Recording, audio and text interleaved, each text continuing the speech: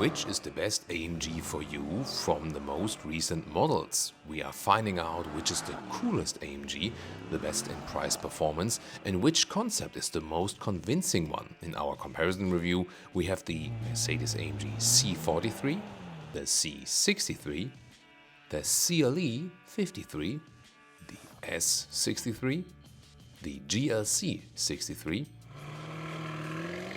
the GLE63, the AMG GT 63, the SL 63, and the GT 63 4-door. Enjoy this extensive AMG content in 4K, full screen and full length. Let's go!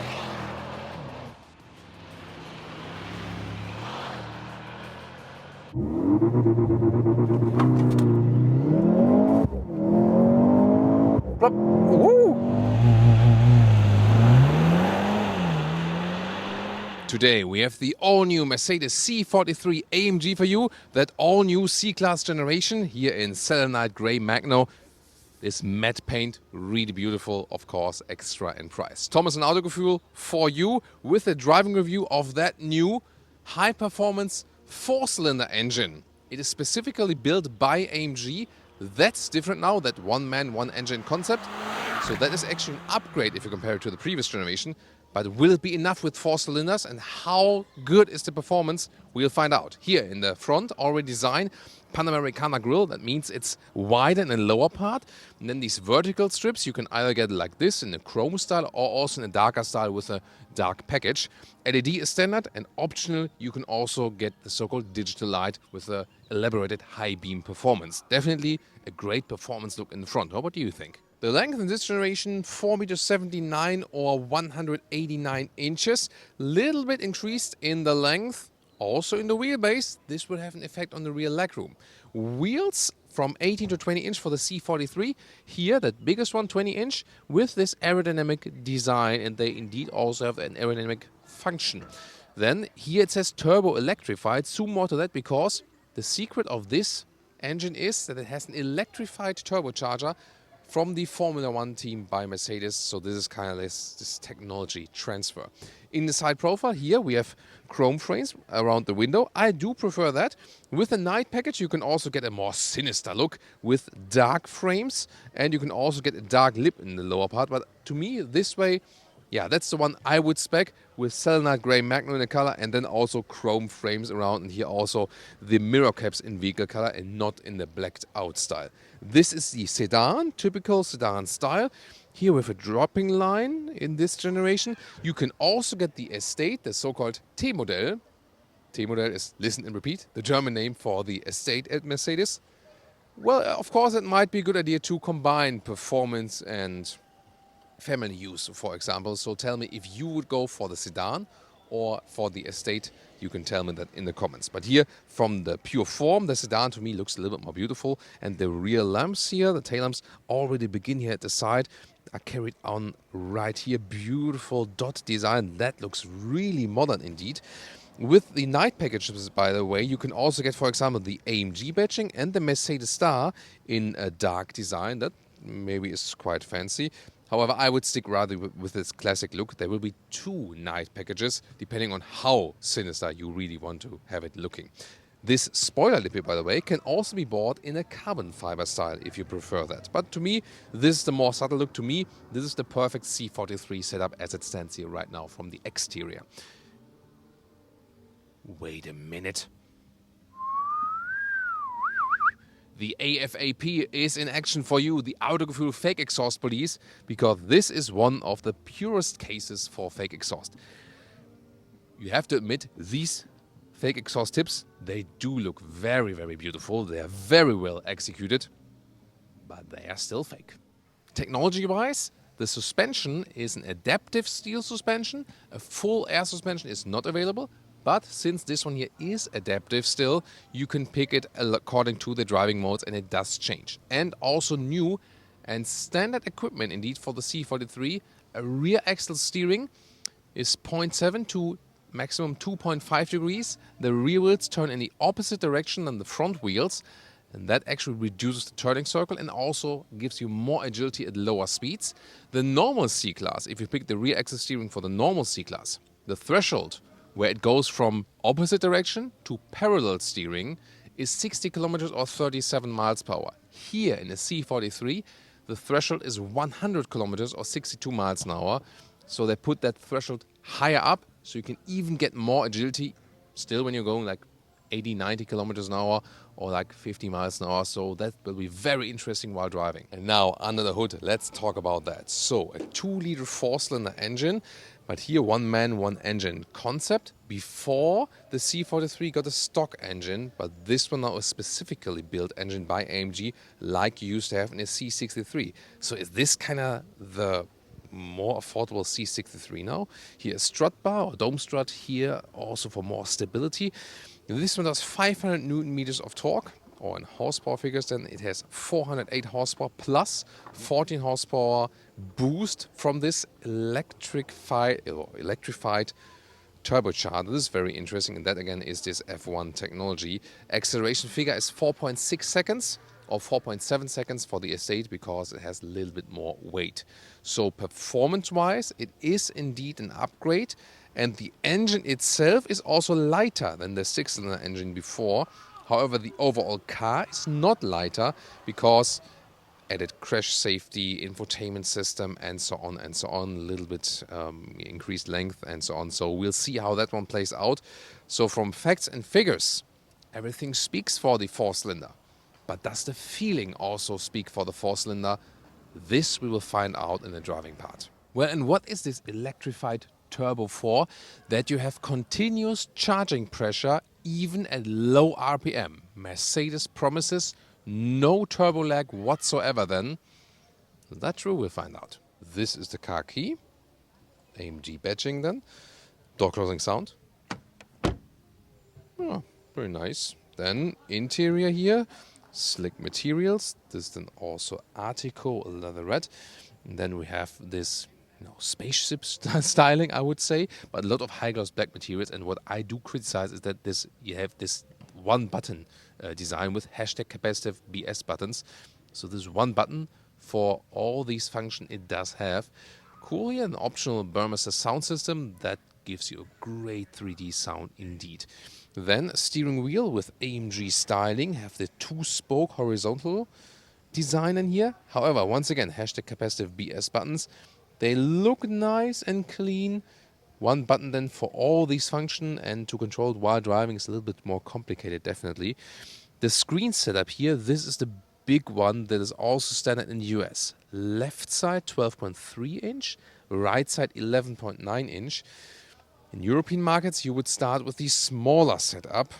So then you have to go for these here optional. The smaller setup is 10.25 left and 9.5 on the right side. As for the seats, you would start with normal sport seats, as you know from the normal C-Class. These here are the optional performance seats with these fake openings for racetrack seat belts that would go right here, but that's just a visual element here. Of course, more support, shoulder area, and also here at the side. So this, once again, an option. Would I take them? Not sure. Let me test right now. But first of all, from the seat materials, this is the optional animal skin pack. But I checked with Mercedes, both EU and US market do get the so-called microcut on the inside. Used to name it Dynamica, so microfiber on the inside and outside Artico leatherette. That's a great setup for comfort and raciness, and also friendlier for the animals. So that's supposed to be standard. We have to see the configurators later on, if that's also available in your market, but it should be available on most markets indeed.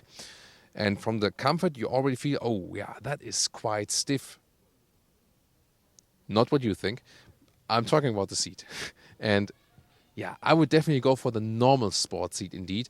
The C43 to me is this combination of comfort and sportiness. Just pure sportiness would be the C63.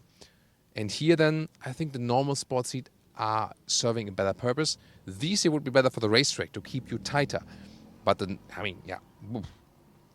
really tight for, I want to use this car every day, Then 1.89 m or 6'2", and that gives me still a lot of headroom. There is also a panoramic roof available if you like. and steering wheel electric up and down, in and out, and the rest of the seat controls are here on the inside once again. However, the thing is, they do not move anymore. They don't give you feedback. And now the interesting thing is, I talked to some Mercedes managers recently, and I asked them, why are you doing this? Everyone likes it when you get feedback when that thing is moving.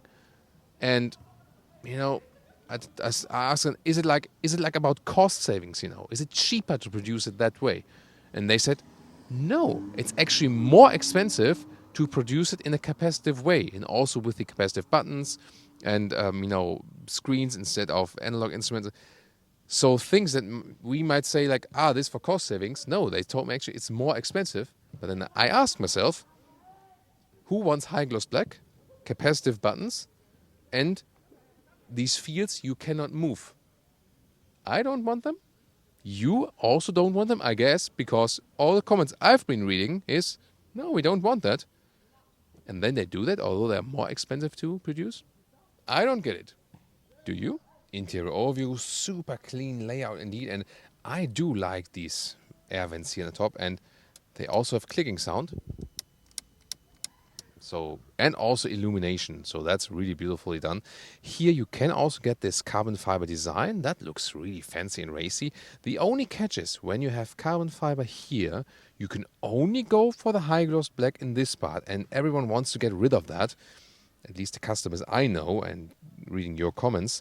So this area can also be bought in a non-high gloss way, like in a silver or in a checkered structure, but then only without the carbon fiber, and that's what I would actually go for. You can see here this vertical set of the screen, zoom more detail to that. One more thing in advance, climate unit will always be here. At least it stays in the same position and is for a touch solution relatively easy to handle. The driving modes will be accessed here with that AMG, but once again here, see? It's the like one button design again. Come on, Mercedes. But this looks very cool. The visualizations of the screen, they look really fancy. So either you can put it right here, these driving modes here, and it does not have an eco mode, but just an ice or slippery mode actually. And then in Sport and Sport Plus, you can use the new launch control, which will be possible due to the 9-speed automatic with wet clutch. Interesting. And here on the right side, then we can control the driving modes as well on the steering wheel. This, of course, is easier to do than to do it in the middle screen there. And the size of the steering wheel is really, really cool. That's extremely good. You can also start up the engine if you like here. And so the size to control, to handle it, I really love that. Shifting pedals, also nice. And you already hear it from the outside that the exhaust, it's really nice already when it's on the inside, especially when the windows are down. So this is a very nice sporty cockpit. And here, put in the gears, D, P, press here, reverse is up like this. And in reverse mode, then you can see also here the rear view camera. And someone will walk past right now. Yeah. Okay, thank you, good sample. And this also this so-called fake drone view from above, let me call it that way. And let's continue here with the infotainment system, because here you can see this is then the map. It's actually quite responsive, so that's actually okay. The screen does get very hot in summertime though. One more thing I can show you right here, because this is in the home screen. Here, this menu, you do have the track pace AMG here. Then you can get some race telemetry, for example, drag race recording. Okay. In a normal street legal car, interesting. Well, but the normal menu like this is accessed right here. MBUX, of course, also with the voice input, and you can get Apple CarPlay or Android Auto, and then it looks like this. For example, here for the YouTube Music, you can get this home screen, or this is the normal Apple CarPlay integration. That looks, really very wide, and yeah, maybe we use YouTube Music today. You can get it with YouTube Premium, by the way. Then you can also watch our videos without advertisement. And well, the sound of the Burmester sound system is actually like really rich and quite bass intensive as well. Head-up display also gets this performance gauge that you could have the RPM right in line of sight. This is an option, by the way, the head-up display. Digital instruments also have AMG specific graphics. However, you can also change that here. Super Sport, but you can also go for a normal sport gauge like this. So whatever suits you best, classic and so on. Or also if you want to rather focus on the GBS, like this. Now the rear seating area. Let's take a look here first. Great quality. So the build quality indeed is really, really good. That looks nice. Good finish.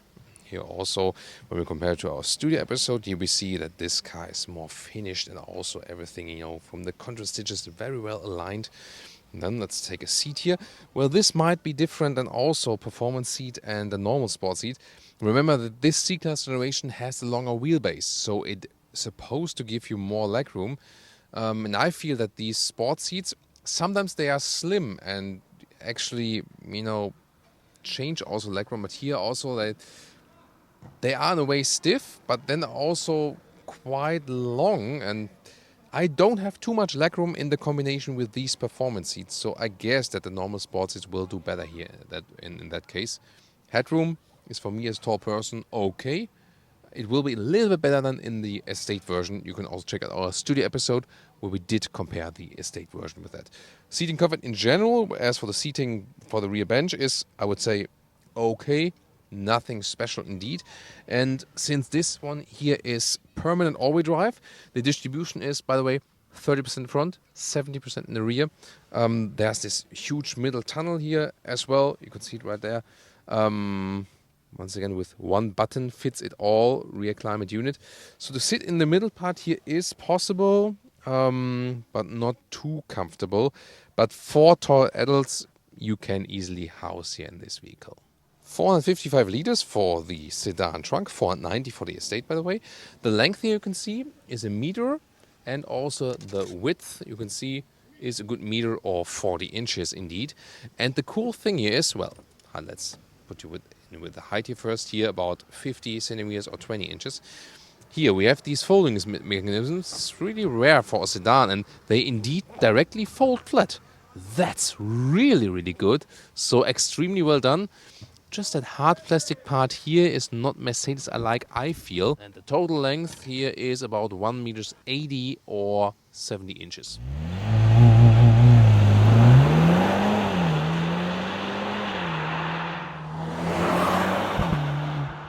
Launch control, 0 to 80 kilometers an hour.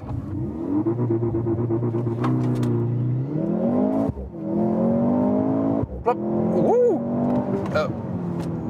That was a little bit more than 80, but no one saw that.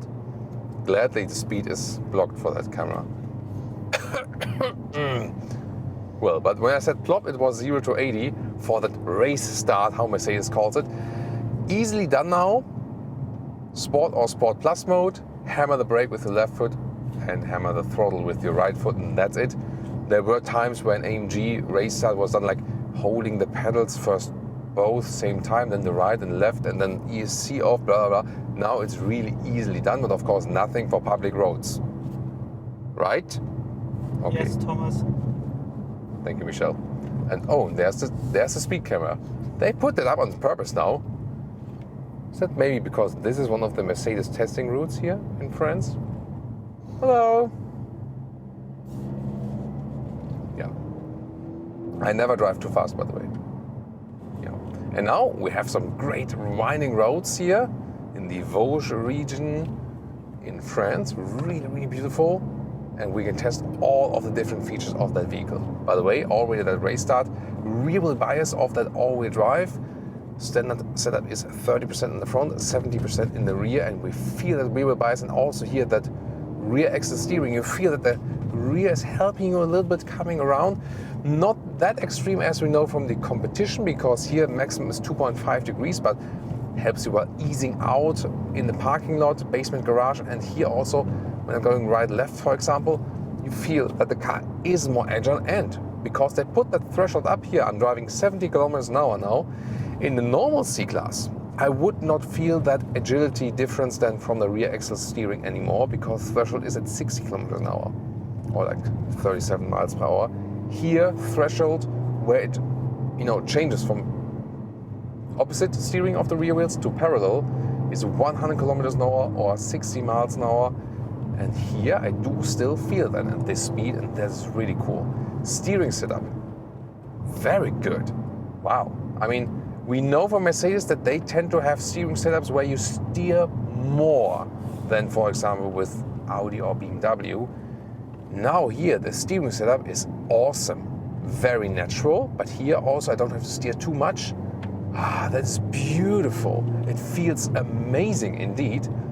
So the steering size, the steering ratio, at the same time natural feeling, then the rear axle steering. This vehicle gives you such a great flow in handling. So I'm really amazed by that. It feels extremely balanced also weight-wise. Here when I'm going some left, right here now, there you do extremely feel that rear axle steering makes it more agile. Michelle also like, this guy is like... a bit bonkers. Yeah, bonkers, yeah. Sometimes I am, but you know, yeah, that's what car enthusiasts do at some point. But yeah, yeah, Michelle? It's all good. It's all good, okay. So, I mean, it feels like a smaller vehicle indeed. This mid-size sedan segment here, or mid-size estate then for the estate will not drive any differently, you know, if you compare to the sedan. Wow.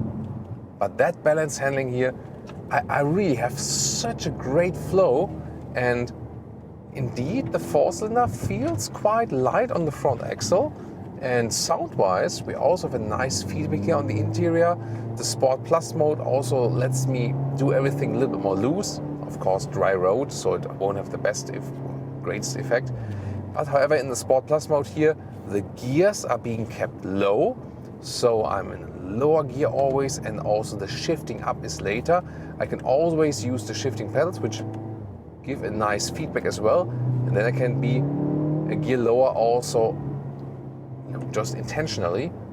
It's a really nice feedback sound-wise. So indeed, from driving sound-wise and performance-wise, you do not feel as you would be missing these six cylinders.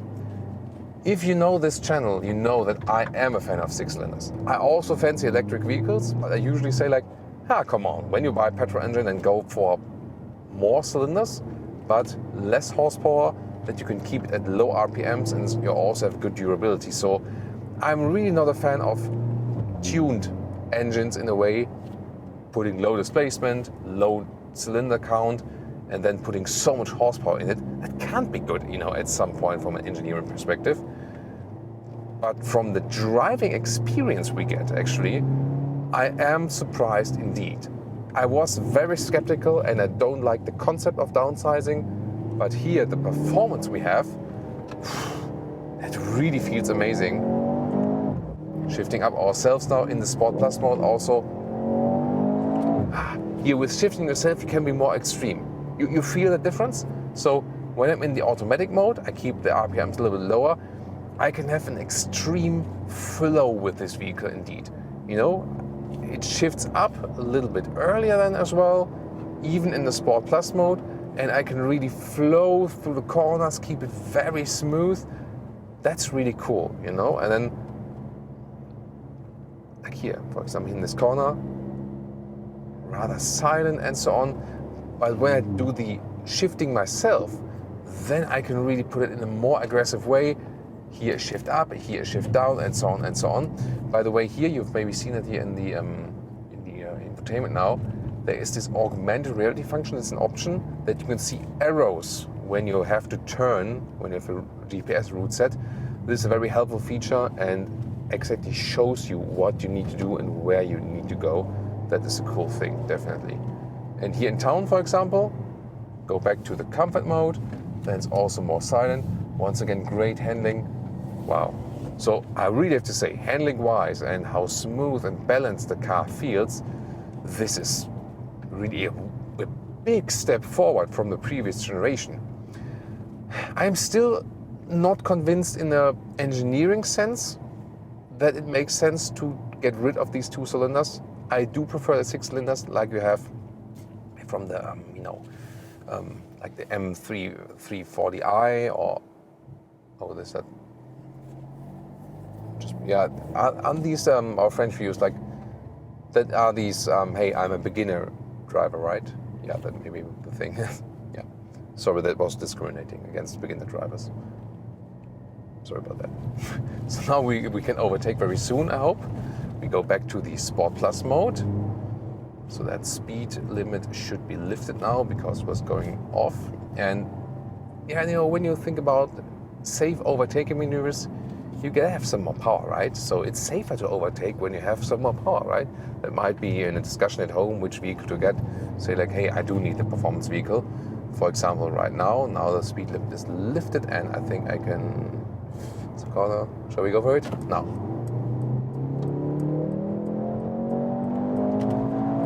Here we go. Yeah, really good performance.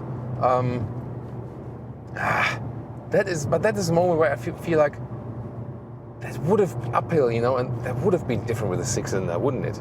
So, yeah, cylinder count-wise, I'm not that convinced that it's good. Turbo lag-wise, I have to say, we have to differentiate, you know. When we are here in this more, you know, winding corner, racy situation and so on, and for example, we shift down ourselves, then we do feel that it's actually quite cool. Wow, that is what I mean, you know. There's no, Michelle like, sorry about that. So here, there's indeed instant torque. So that is quite cool. And this Formula One technology, thanks Lewis, this is indeed helping. Wow, great racy feeling. There's however something different when we're driving in the city in the comfort mode. I felt that earlier. And I don't think that's turbocharger related. It must be more like automatic transmission related. So sometimes when you are in the comfort mode and you drive slowly, you get again on the brakes and then you start again, you have, now not, but you have sometimes situations where in the moment you hit the throttle, there's a downshifting taking place and you feel like, ooh, the car is, you know, lagging behind. So that's no turbo lag, that's maybe transmission lag. So we did feel that earlier in city driving at some point where we thought like, wait a minute, is that really correct? So not 100% convinced of the transmission. Transmitted, yeah, whatever. So that is something I did feel in city driving. However, now in agile driving, it does do a very good job. So yeah, I mean, so many things to talk about with this vehicle, from the pure handling experience and also performance on paper. This can easily also be a C63, and we know that the C63 also will stick with the 4-cylinder. They will probably just tune it a little bit more, make it a little bit stiffer from suspension. So it now seems that in this generation, the C63 is kind of useless. You can easily go for the C43, and also pricing-wise, this is more expensive than the competition. You know, you can get a nicely spec'd Audi S5 for like 90k, and this one here is some 100k, you know, with all the extras and so on. So they will be more expensive than the competition. And when you then think about you spend more money but get less cylinders, sorry Mercedes engineers, that's not making sense to me. But still, I have to admit, you did a great job, Mercedes engineers, as for the whole handling experience. So it can be very smooth, it can be very aggressive. This car can indeed do both. The driving experience is really amazing. I love it. I really love it. But I can't get over the cylinder effect. Is it just me, or what do you think about it? Consumption-wise, by the way, as we can expect, leaving the agile driving aside, when you also do some cruise control and so on, this engine will not be fuel saving. It will be emission-wise and fuel economy-wise on paper. That's why they do it, to get lower in the EU emissions rating. But in reality, you can easily calculate with some 10, 11 liters on mile kilometers, so like 20-something mpg US, 25 mpg UK. So did I do that now? Interesting. Or were there some drops in? I don't know. Sometimes strange things happen in these new modern vehicles. Everything is automated. Not everything, but most of the stuff definitely.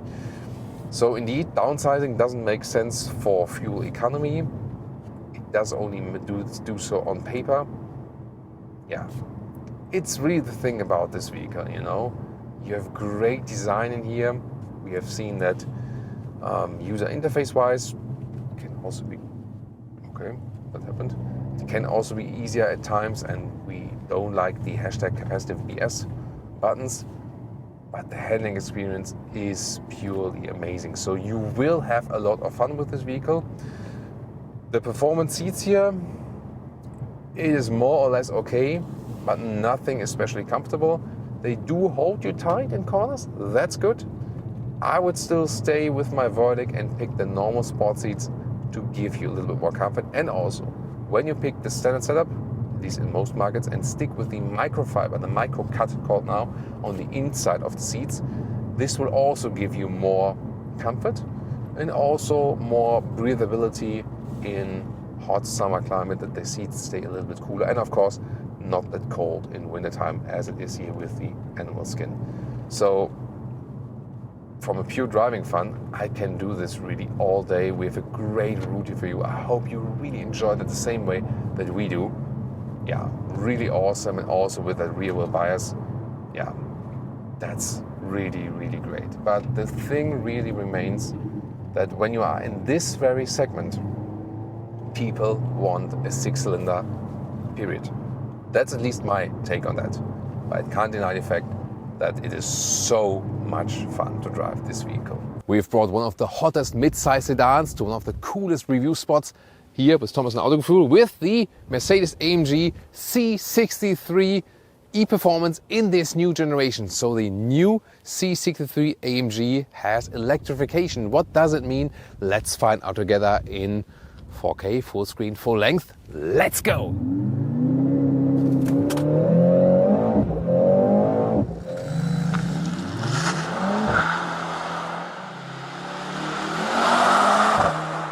Here with the front vertical fins, true AMG grille, Panamericana they call it, because here it is wider in the lower part than in the upper part.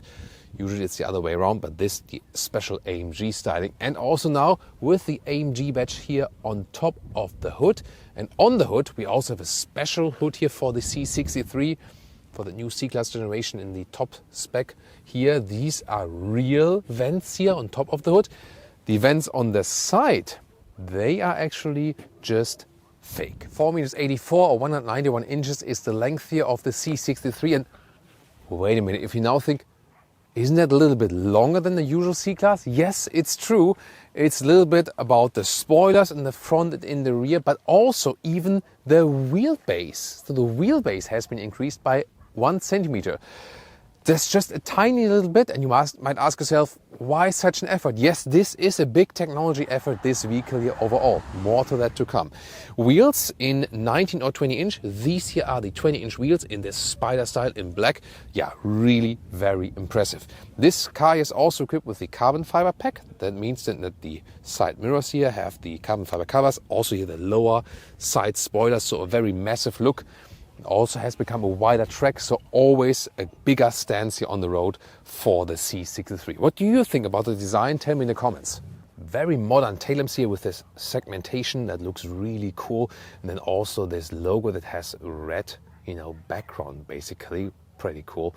And about this rear spoiler. When you also think about the sister model, the C43, then it starts there with 2 different kind of spoilers in 2 different sizes. And the bigger one is the standard one for the C63, whereas this one has the optional even bigger one. And that is this one. And then there comes the carbon fiber package on top. And then you have the bigger spoiler with carbon fiber.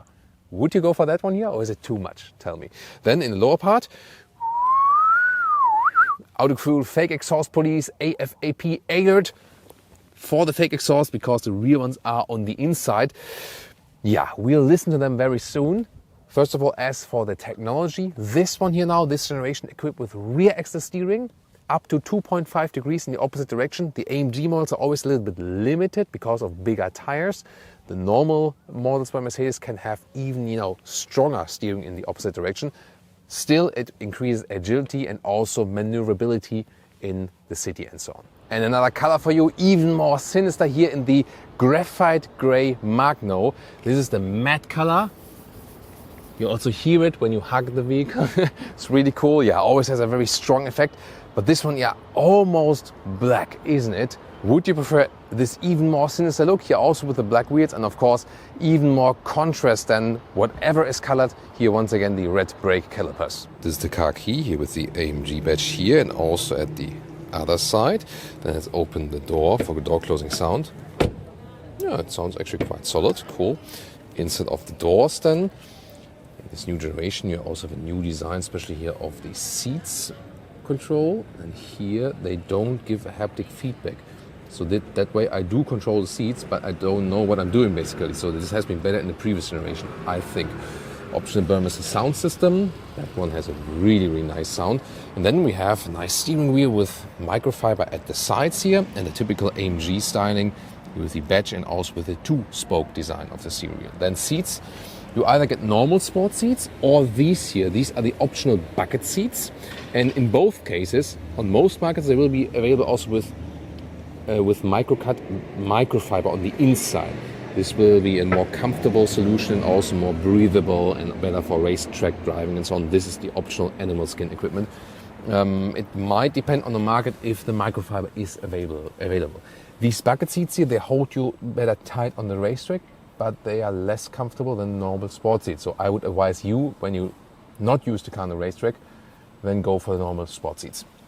Here with 189 or 6'2", still a lot of headroom left. There's also a panoramic roof available. This one has not built in one yet at the moment.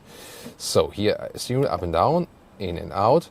And yeah, you still feel you're sitting in a C-Class, but especially the bucket seats make everything like ready to race. Interior overview, really design focused. Look at that. And here the carbon fiber background you can pick for this vehicle. That's actually pretty cool. And the ambient lighting integration, look at that. Here's, you know, the central lines and also inside the air vents. Even more so at night or when it's darker, then it shines all the way. It's really, really cool. And you can of course also change the colors of the ambient lighting. Here, for example, in the AMG, red is of course really cool. And what's always a nice effect is when you switch the temperature here, then you can see it in the air vent actually that it turns blue or red depending on if you go warmer or colder.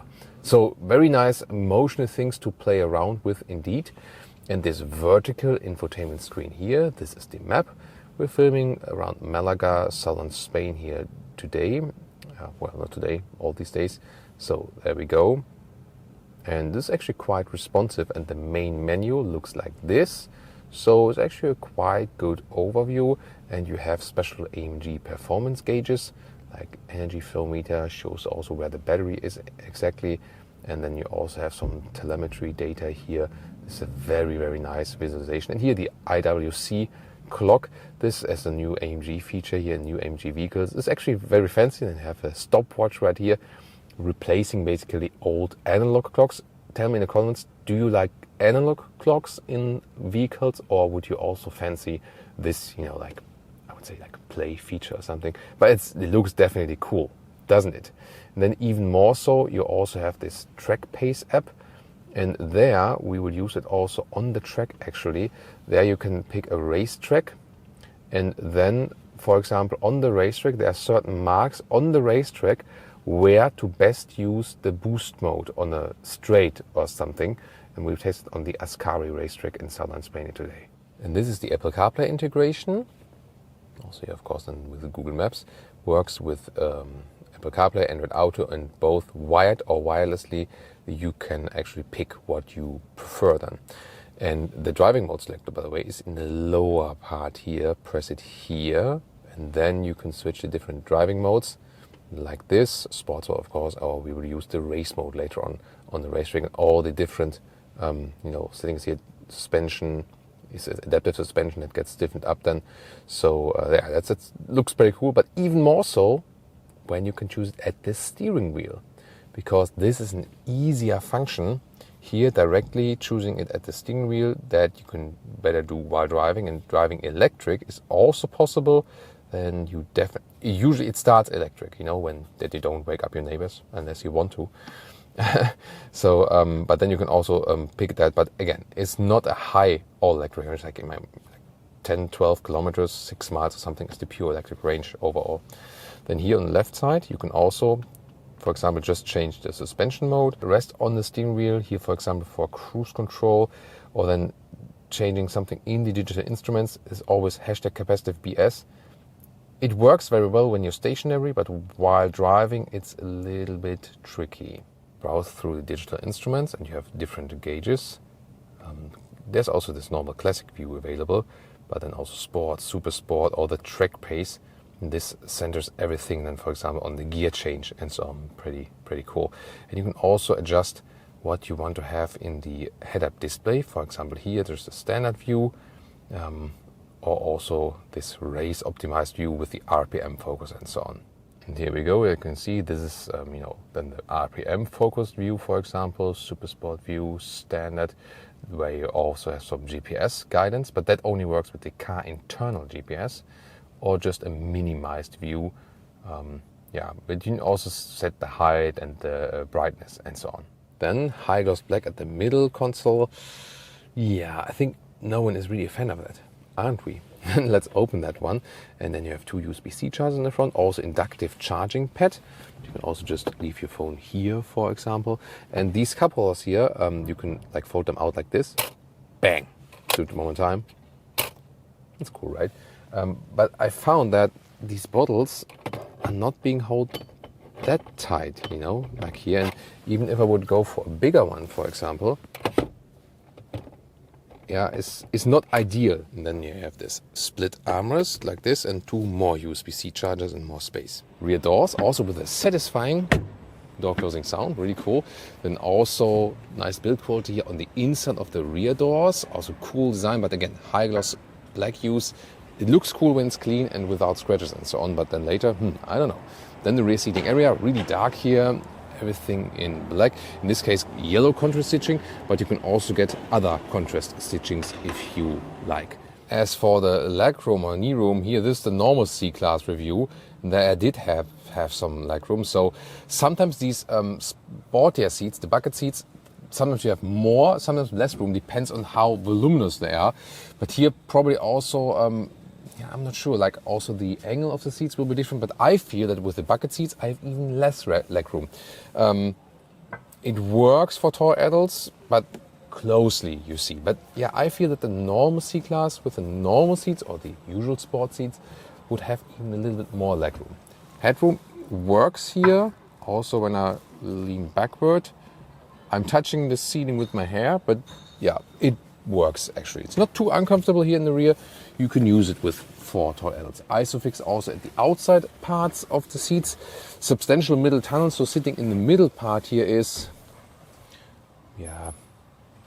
for emergency situations. Not for the racetrack, definitely. Then folding down this one here, also nice build quality. This is like a tablet holder, but with the case it gets really close with the smartphone, I think too wide. So, and then here some cup holders. There are also some, that looks quite fancy right here. It's like looks a little like a ski lift or something, doesn't it? So what about the trunk? Is there any compromise? First of all, here cabin trolley. Does it also fit in a vertical way? No, it doesn't, and that's a problem. And you can see this is here the battery, so you lose height, and especially here with that step, so you cannot push it through easily. You always have to lift up then the luggage and then push it through to have even more space here. So not an ideal solution at all. The length is okay with 1 meter or 40 inches, and also the width with 1 meter or 40 inches, that's fine. But you definitely have this limited height at about 40 centimeters or 16 inches. And then, once again, this big step. What's cool is that you can easily fold seats from here like this. That is a very cool solution. But the thing is then here, you once again have this massive step from the battery then to the seats. The new C63 is also available as the Estate, the wagon.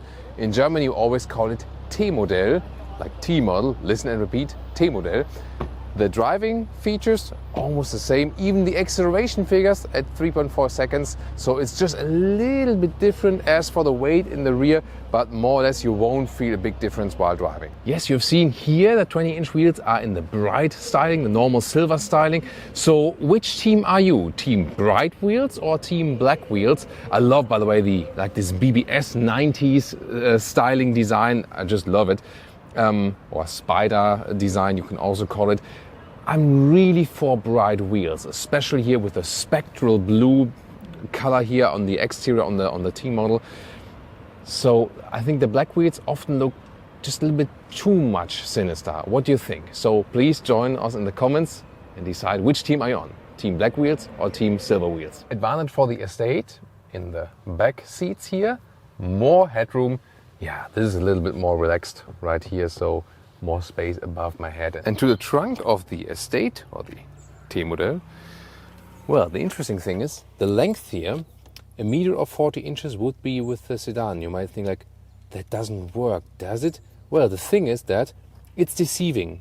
It looks way shorter like here, but when you close it and then look from the inside, you can still see this area. And that's why there is no real length difference. It's just that you have, like this falling down effect here, but you can from the inside load kind of up till here. That's very interesting indeed.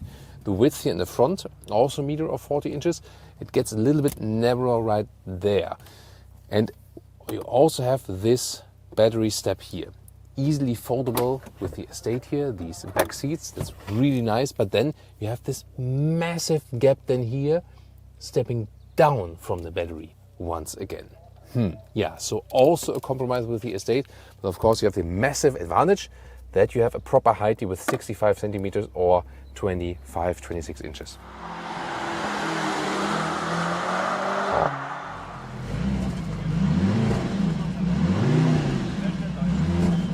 Now what's under the hood here? Look at that, really cool design here, also with this strut bar here, and 1, 2, 3, 4. Wait a minute. Yes, indeed, a 2-liter 4-cylinder engine. 680 horsepower is the total system output because they combine it with an electric motor at the rear axle. It still always has a rear wheel bias, this whole drivetrain system. It's an all-wheel drive, but they dropped from an 8-cylinder directly to a 4-cylinder. And I wonder, why wouldn't they have done a 6-cylinder or something? Yeah, there's emission laws and so on, and they also want to show off their F1 technology because there's a liquid cooling for that battery pack. But the battery pack is just a buffer. It is for performance, and the boost function included is 3.4 seconds in the acceleration figure. And on the Ascari racetrack here in southern Spain, we can test if the added weight from the battery, how much is it? And how much does it play a role in racetrack driving? How good is the performance? Let's find out. Mercedes C63 AMG, race start.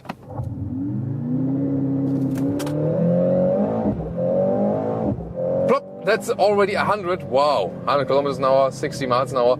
And that was uphill, slightly uphill, out of the box.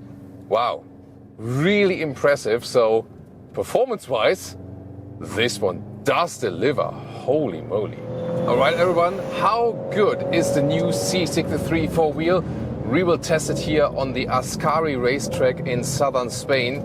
And in front of us is Bernd Schneider, our instructor for today, legendary German race driver. And well, he is definitely one of the finest German drivers there is. And therefore, he is guiding me today that I have, something to show you as a car also in front of us here.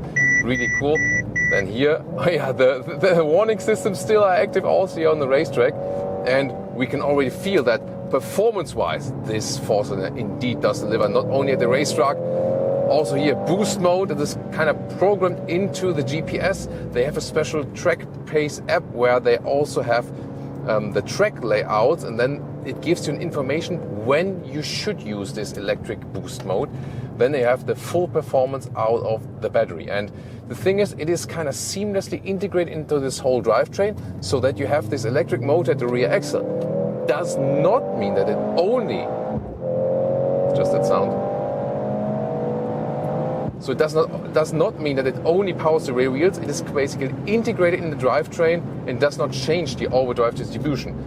You will always have rear wheel bias with this vehicle. The more you hammer the throttle, the more you lose grip on the rear axle, the more the front wheels will power. Here nicely cutting through the S-turns. And the good thing when I'm having Bernd now here in the front is I can drive faster myself, even though I'm not a professional racing driver, because it's just easier to follow the perfect line. And he, of course, has the perfect race lines in his blood. And steering is really crisp and precise. Bucket seats now play a good role on the racetrack. Here they are an advantage. They're keeping me tighter. Even better, of course, if I would have the microcut, or they used to call it Dynamica, the microfiber, because that holds me tighter as well. And really good to have a best grip here, also on the microfiber steering wheel, for sure. So, for a normal car customer, this new C63 generation will feel sportier, also with the rear axle steering, for example.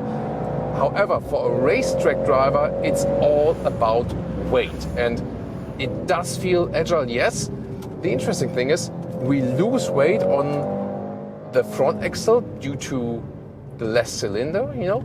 But then again, you gain a little bit of weight due to the battery, so you have a better weight distribution. However, the overall weight is increased by about 400 kilograms or 800 pounds, and that's of course massive in comparison to the predecessor, and that cannot be a good thing on the racetrack. So yes, the car feels great and agile, but for a racetrack perspective, the previous generation would still be better because of because you just have less weight. But it's a lot of fun. It's a great car to drive. But I have to say, I do feel the weight, and especially here on that racetrack, the Ascari racetrack is kind of vicious and tight.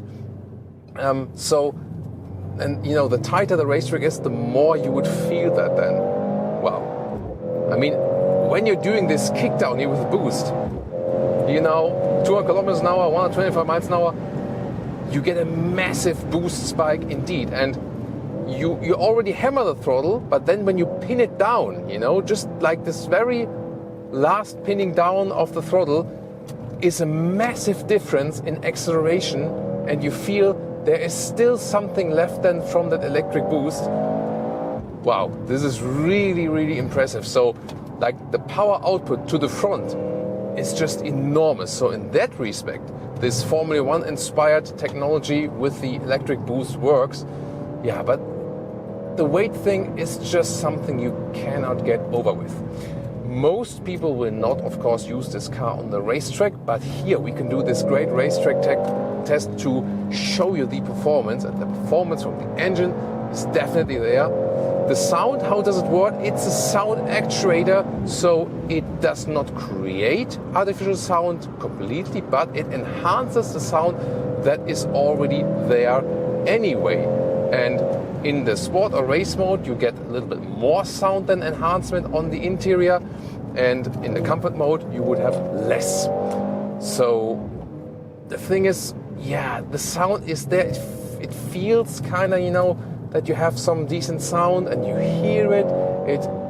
It sounds sporty, yes, but from the vibrations and so on, you feel that you're not riding an 8-cylinder or a 6-cylinder, and car enthusiasts do miss that. So this hybrid system here has its advantages and its disadvantages, and it becomes obvious in racetrack driving and also in road track driving. But yeah, definitely super interesting, this ride here. And to me, the steering is really very cool and crisp, and of course that you always have the rear wheel bias. Although you have an all-wheel drive, then you can just get around the corners in a very, very nice way. In the race mode, which I'm on, everything is tuned. Yeah, this is so nice. Everything is tuned to the... This is incredible with the boost, really. I mean, you really tend to feel like normally what I'm doing with the throttle, I would in most other cars be really already pedal to the metal. But then again, there's this small threshold which is still required to have then the full boost, and you really have to dare giving it a little bit more throttle to induce this boost section, and then you're getting even more push. So you feel that this is a mix of the combustion engine and the electric drive, because sometimes you feel some instant electric power, and then you also have the 4-cylinder combustion engine. So indeed, it is a mix. It is, to me, better integrated and works better than in the AMG GT 4-door, because there the car is also bigger and weight maybe even plays more a role than overall. I wasn't that satisfied with the system there. Here, I think it's more fun in the smaller vehicle. However, if you would ask me, would I go pure electric or pure combustion engine? I think yes, it is an impressive technology. You can do a lot of great stuff with that. Yeah, but you also cannot deny the disadvantages. Nevertheless, what an impressive performance we have here, especially as for the acceleration and that boost here. Wow. Like the moment, like you get from 100 kilometers an hour to 200 kilometers an hour is just, you know, you cannot see the speed here at the moment. Let me just tell you, now at about 100 boost, 180. That's wow, and that's really something here in the mid-size sedan. And now to normal driving of the C-Class here, the all-electric, wait a minute, not all-electric, still in the C63, but we are driving all-electric indeed, because when the battery has enough charge, you can drive it all-electric. And when you have the classic gauge view here, then you also see your electric power meter, how that, you know, goes a little bit higher. And then at a certain stage, when you need more power, then also the combustion engine sets in. Still, there is no focus on driving all electric on a longer range. We're just talking in a couple of kilometers, a couple of miles, and that's it. It's just a buffer, mainly for this high performance driving we've shown to you, and also when you start in the morning, maybe in the basement garage, and you don't want to wake up your neighbors. But didn't people buy this car in the intention to wake up the neighbors? Yeah, you can decide that on your own. Maybe it's about the relation to your neighbors, you know. Yeah, tell me your neighbors and car story in the comments below. Looking forward to that. Now the combustion engine got on, and interesting, because in the normal or comfort driving mode, the combustion engine is so silent that you hardly feel the transition between the electric and the combustion engine driving. That is something very peculiar, very interesting. But I mean, driving it all electric also feels kind of cool, you know, feels light and no local emissions then, at least. But I think it doesn't really make sense to plug-in charge this vehicle because the battery is just too small. That again is not the emphasis. In comparison to a normal C-Class, we definitely feel that this is here a way louder experience in the C63. So you're supposed to feel more of the vehicle, also of the car around you, but you really have to bear in, you know, when I would drive a normal C-Class, I would think like, are the windows really all up? You know, so but here it's a C63 and it's basically no wonder. Here, by the way, not sure how well you can see that. We have the augmented arrows in the infotainment system. So when the GPS is running and you have this augmented reality function, then these arrows also show you on the camera image where you have to turn. This can be a helpful feature, for example, also in roundabouts also. So earlier we already mentioned the stiffer suspension.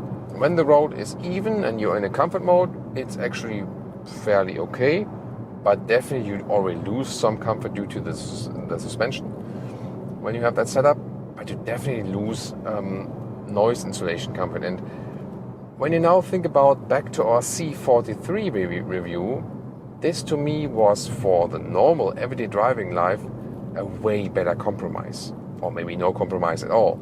It felt very sporty indeed. It has the same 4-cylinder engine, so now there's not even like a cylinder difference between C43 and C63. And then the noise insulation to me was better in the C43. So overall, the C43 felt like a car you can, without any compromise, move in everyday driving life. Here with the C63, definitely you lose comfort on different levels in your everyday driving life. only if you explicitly want that sportiness that we have shown to you on the racetrack.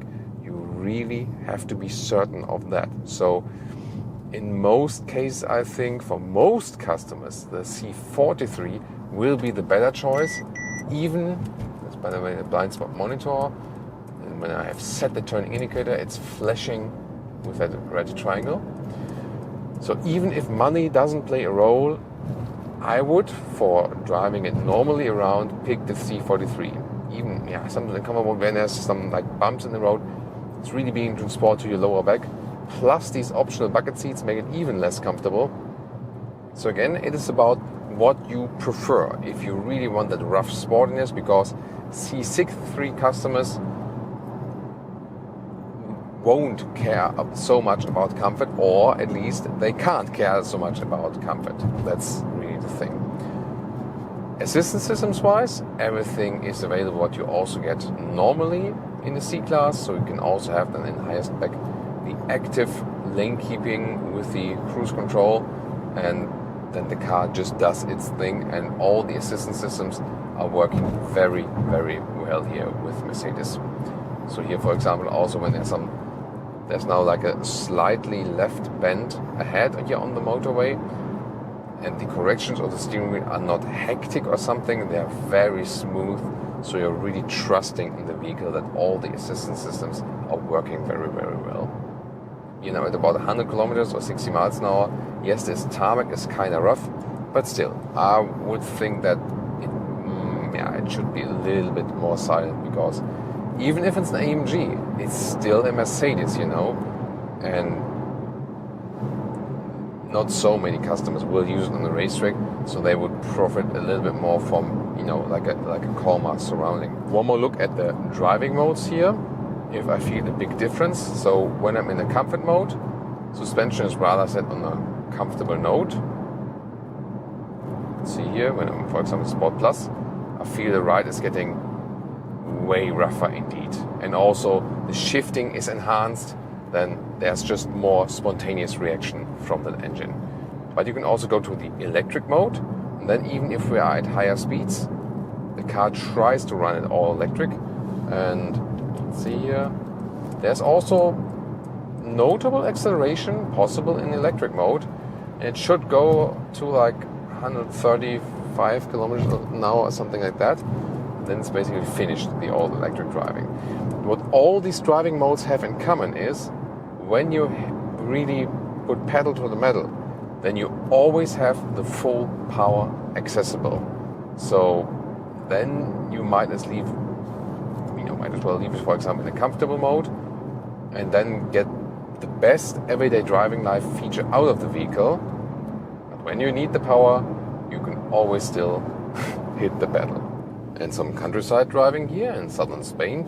Meanwhile, the battery just has the rest buffer left, so most of the time driving in with the combustion engine, only when we go downhill and the engine shuts off and driving all electric. And well, the big advantage for that is efficiency indeed. So you have an ultra performance vehicle, but you can score great fuel economy indeed. So even something like 6 liters on 1 kilometers or 40 mpg US, high 40s mpg UK is possible when you make use of that battery. Especially when you maybe charge it a little bit before or something like that, or when you have gone downhill before or something like that. So indeed, single-digit liter consumption figures on 1 kilometers is a very realistic one for this vehicle here, when you're mainly driving it calmly and cruising and so on. And this is actually possible. But the big question is if you would buy the vehicle for that purpose, you know what I mean? And also like all the effort put into that, and then also with the reduced boot space and so on. So it is super interesting that it can be so efficient, you know, but does it really make so much more sense in a way, you know, from the whole vehicle concept? Yeah, that is the thing.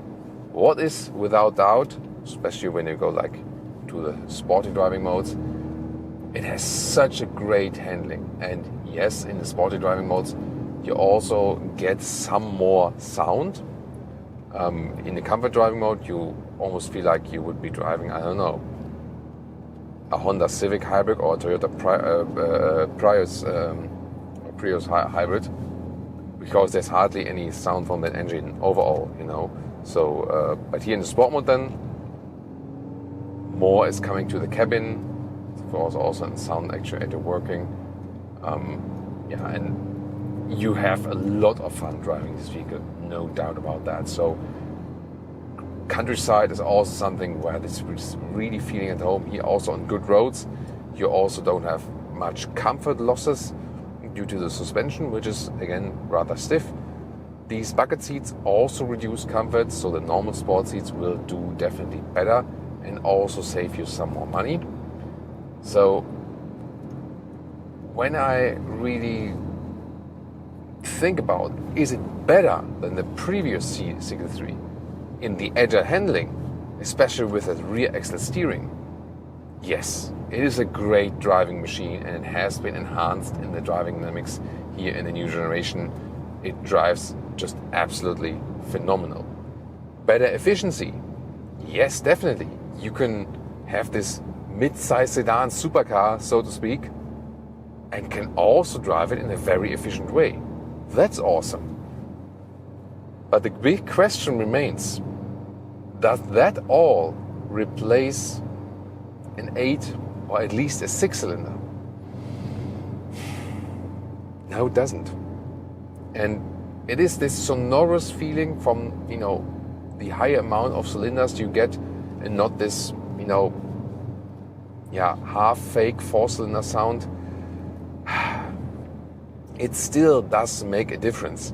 And to me, it is a very interesting technology, and hybrid technology makes sense for an everyday budget sedan, for example, like, you know, or for a Toyota Prius or for a Honda Civic, something like this, you know. There the hybrid technology really makes sense. But for a performance car like this, to me, it is still, didn't have to be an 8-cylinder, but let it be like just getting a 6-cylinder. That would have been okay, you know, that the C63 exclusively gets a 6-cylinder.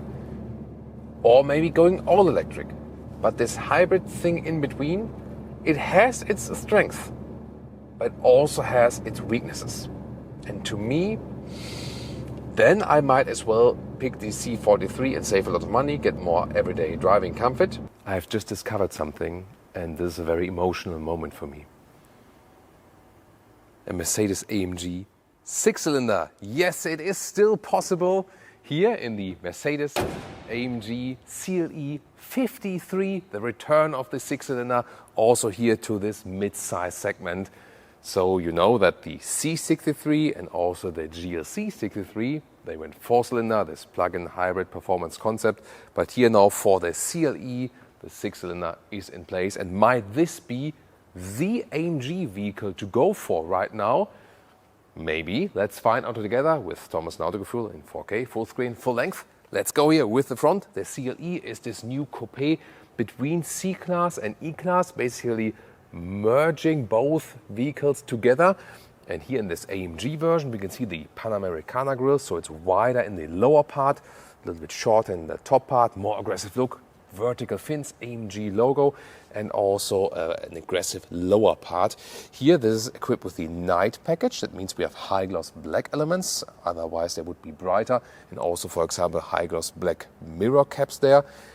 The lights here equipped with the digital light, blue on the inside. This is also for more high beam performance. And they have a wider track than the standard models. That means a really strong stance already in the front.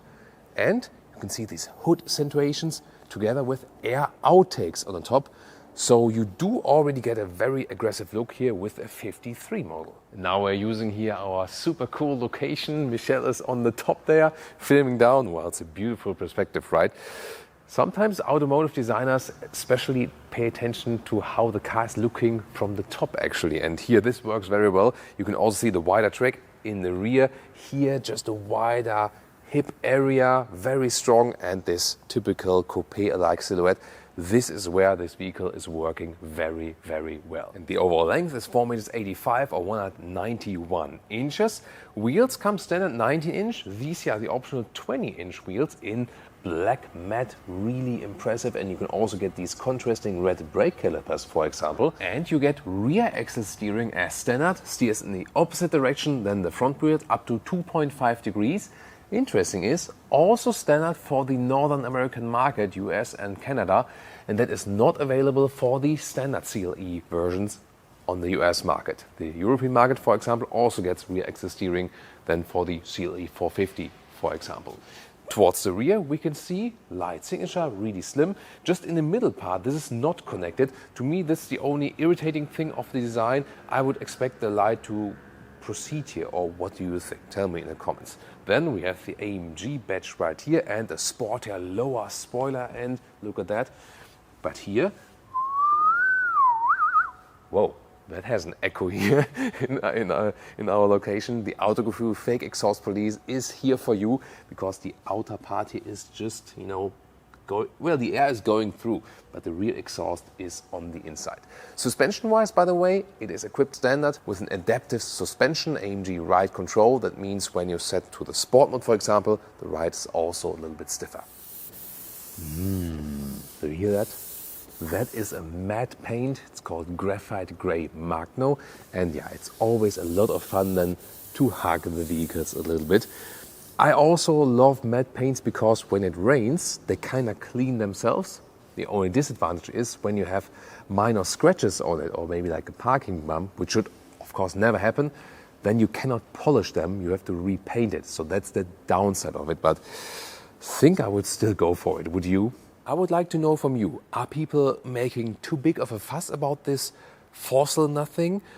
Or do you also think that a vehicle at that size and at that sportiness and that price definitely needs a six-cylinder? So for me, it's always like, I find that you either put a real engine in the vehicle, a proper one, also right size, or then you go all electric, but nothing like this, you know, four-cylinder, something plug-in hybrid performance in between. I don't think that makes any sense. This one does make sense. Here, the 3-liter inline six-cylinder. In this case then, with 450 horsepower, with an electric boost as well. This is like a mild hybrid technology.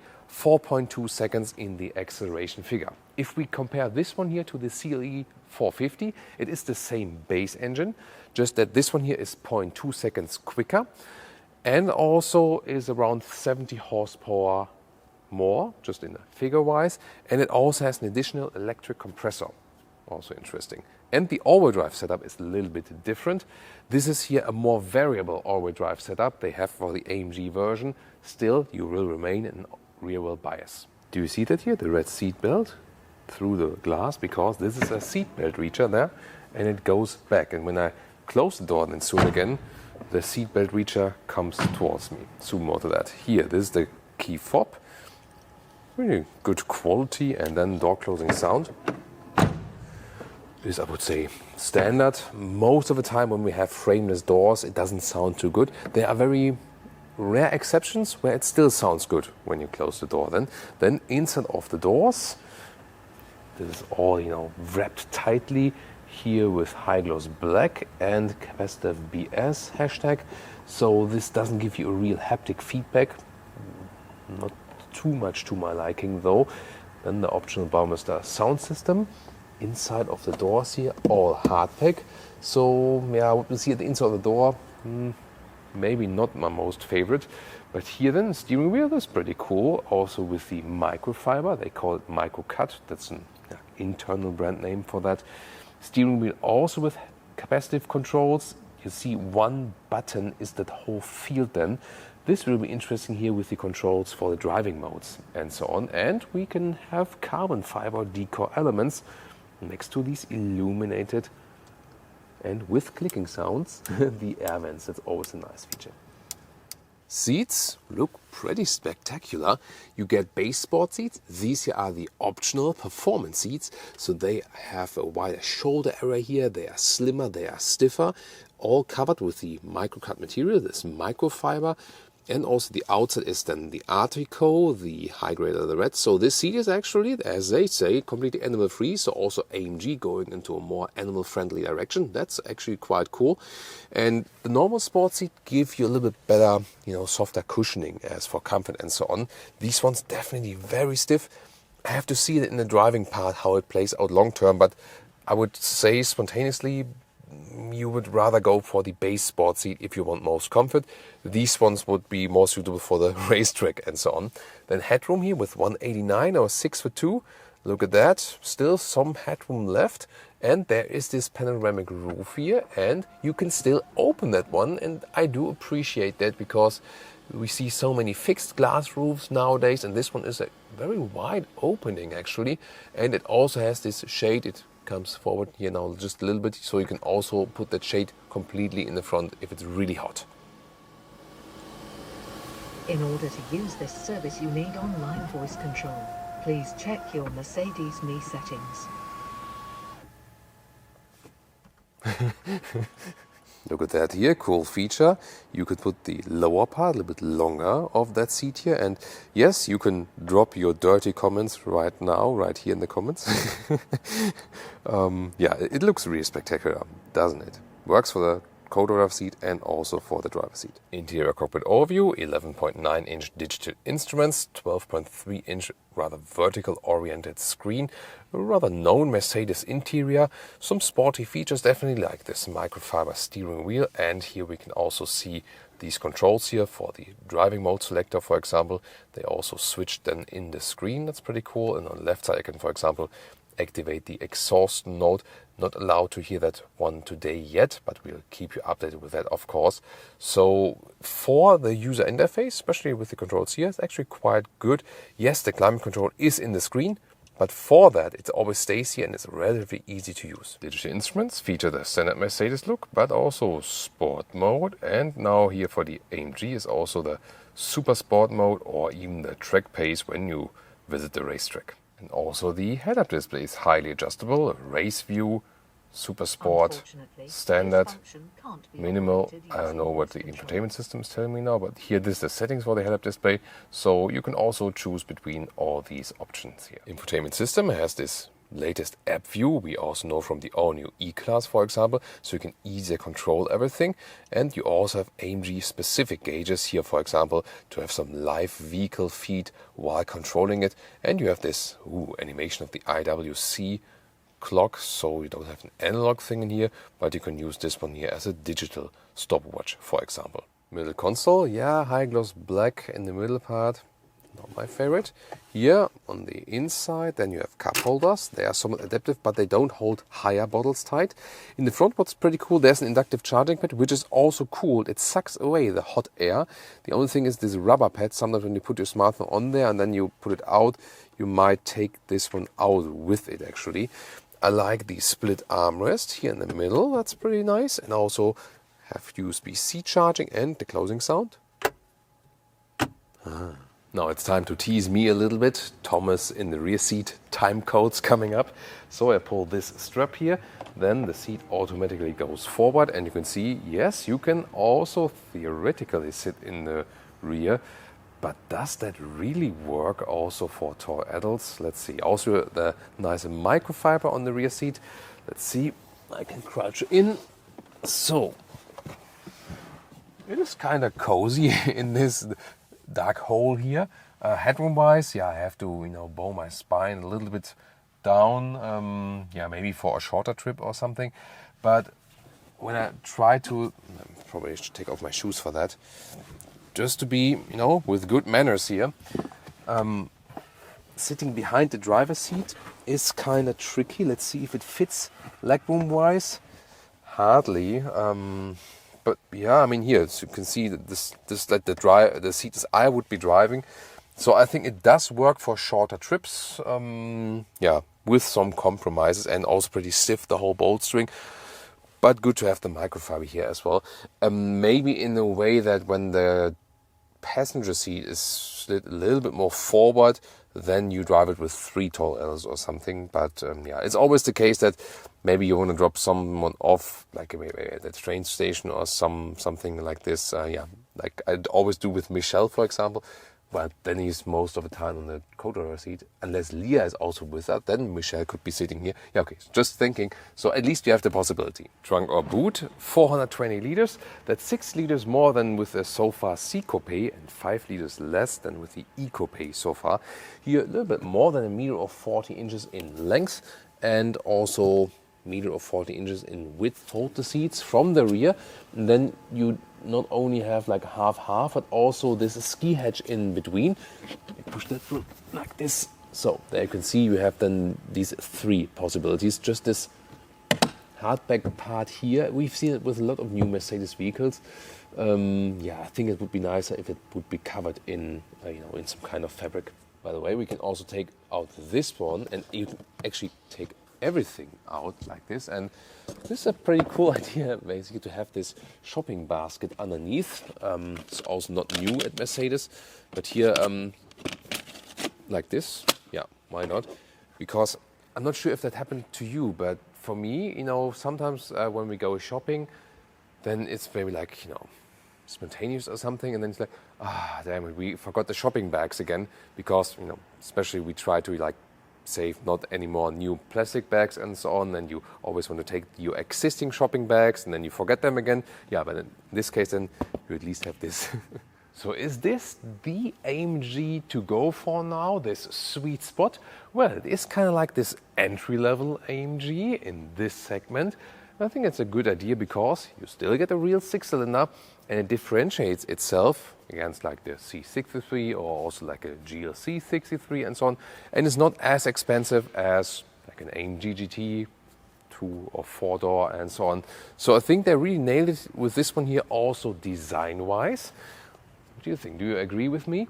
The only disadvantage with the CLE is, of course, that you get, let's say, like an E-Class Coupe length at the C-Class Coupe technology, but then again for more an E-Class price.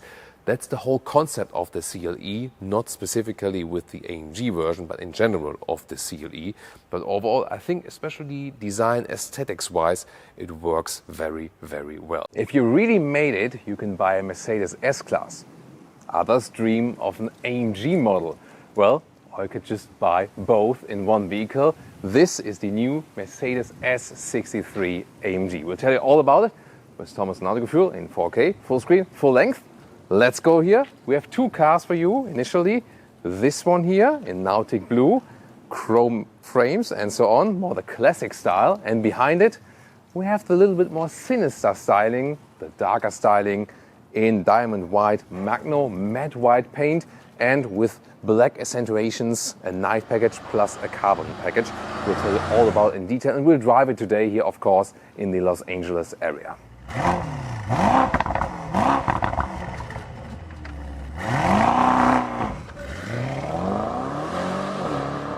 Remarkable here at the front, for the very first time, an S-Class gets a true AMG grille.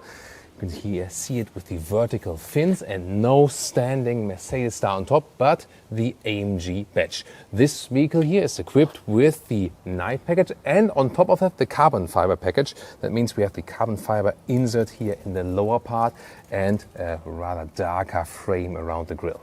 Turning indicators in the front, they replace the daytime running light in an elegant way.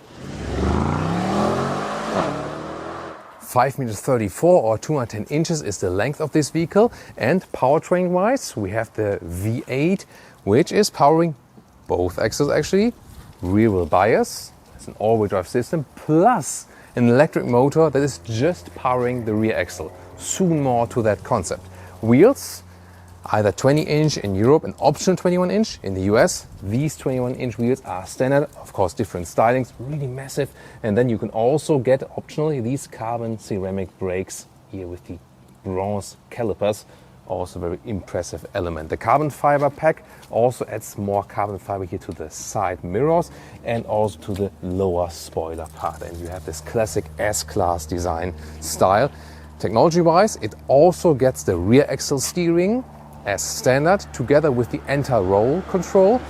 The rear axle steering here, however, is a little bit limited. The standard S-Class, even the plug-in hybrid, would come to a maximum of 10 degrees steering in the opposite direction. Here it's just 3 degrees, and that is one disadvantage, that you have the rear electric motor here because it reduces the amount of space you can use, for example, also then for turning in the wheels at the rear axle.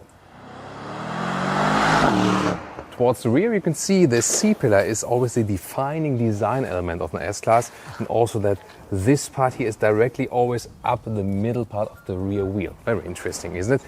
More a round design at the rear, and the air suspension, by the way, is standard, and over a speed of 120 kilometers an hour or over 75 miles an hour, it lowers the vehicle automatically by about 10 millimeters. And the overall top speed is, with a special unlock, 290 kilometers an hour, that's 180 miles per hour. Turning indicators in the rear, this top part here with an element segmented view, that looks very modern. Here with the blue vehicle we can see how it looks like with the chrome frame around the front grille. I think this more elegant styling more fits to an S-Class, that's at least my take. What's yours? And I especially appreciate here these really polished wheels. Looks so cool, especially in contrast to the blue vehicle color. And the same counts here for the chrome frames. It just adds this extra piece of elegance to the vehicle. In the rear, biggest difference is once again exhaust here in the brighter side without the special black accentuations, and also more chrome here. Under the hood we have, ta-da, the 4-liter V8 bi-turbo.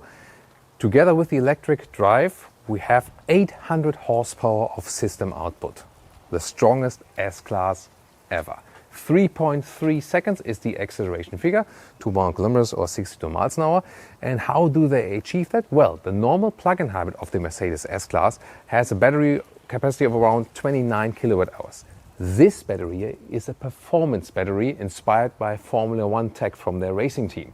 13 kilowatt hours, so less than half the capacity size, and also less pure electric range. With a normal S-Class PF, I could score some 80 kilometers an hour, 80 or 90 kilometers pure electric range, some 50 miles. Here it would rather be some 20, 30 kilometers max, so some 10, 15 miles or something. Then again, you have better recuperation and a stronger horsepower output. Yeah, this is pro and con of this system. On the passenger side here, you have the fuel fill. And on the driver's side, you have the AC plug, 3.7 kilowatt. Key fob with AMG badge. Flush door handles, you swipe them or open close with the key fob. They come towards you, but the haptic feedback they give you is kind of weirdo, I would say. So I'm not a big fan of that, and the aerodynamic advantage is also limited. Door closing sound. It's really cool actually, but for the S-Class, of course, there's then the option of the soft close like this. Inside of the doors, you have some nice carbon fiber decal element there, but then a lot of high gloss black piano lacquer use. And this here is without any feedback for the seat controls, so a step backward in comparison to the previous S63, I think. Seats so far, animal skin only. They say they are developing alternatives, but of course that's too late. It should already be available. Seating position, of course, luxury sedan-alike. However, I think seat ergonomics-wise, Mercedes is at this moment not on top of its game. I like the grip here, the microfiber grip of the steering wheel, and here this AMG steering wheel is always sporty, not only visually, but also, you know, how you can grab it and so on. It just has the better size. This vehicle here is equipped with the panoramic roof, front and rear, it's split, and in the front you can actually also open it. And with 189 or 6'2", you still have some headroom here in the front. You can see it's not the tallest opening, but still a pretty cool option to have. Interior cockpit overview here with the vertical screen, and I think it's good that we don't have this EQ hyper screen here. I think this is a better solution because then you have more of this decor element, like here with carbon fiber, but also other ones are available, and you can always see the ambient lighting going around. Of course, you can change the colors of the ambient lighting. So many are available. Of course, even cooler in nighttime driving. On this AMG specific steering wheel, you have these controls here, for example, for the driving modes. EL would be the pure electric one, and then here when I switch to sport, you hear it, then the engine goes on sport plus, then the exhaust note is more prominent. And on the left side, you control, for example, the suspension stiffness, or you can also tune the sound up and so on, so really flexible, and you can easily do that all while driving. And here in the instruments, you can switch from the classic view to the sport view, or also super sport. Yeah, it goes faster and faster up to track pace. And you can also get this head-up display. Infotainment system has this inbuilt GPS, is also decently responsive and quick. This is the main overview. The climate unit here, it's not too hard to control it. Yes, I do prefer real buttons and knobs and so on, but for a digital solution, you can live with it. Hey, and have you seen that? Here the climate changing ambient lighting function. That looks amazing, doesn't it? When you go warmer or colder. And that even runs through the rear doors.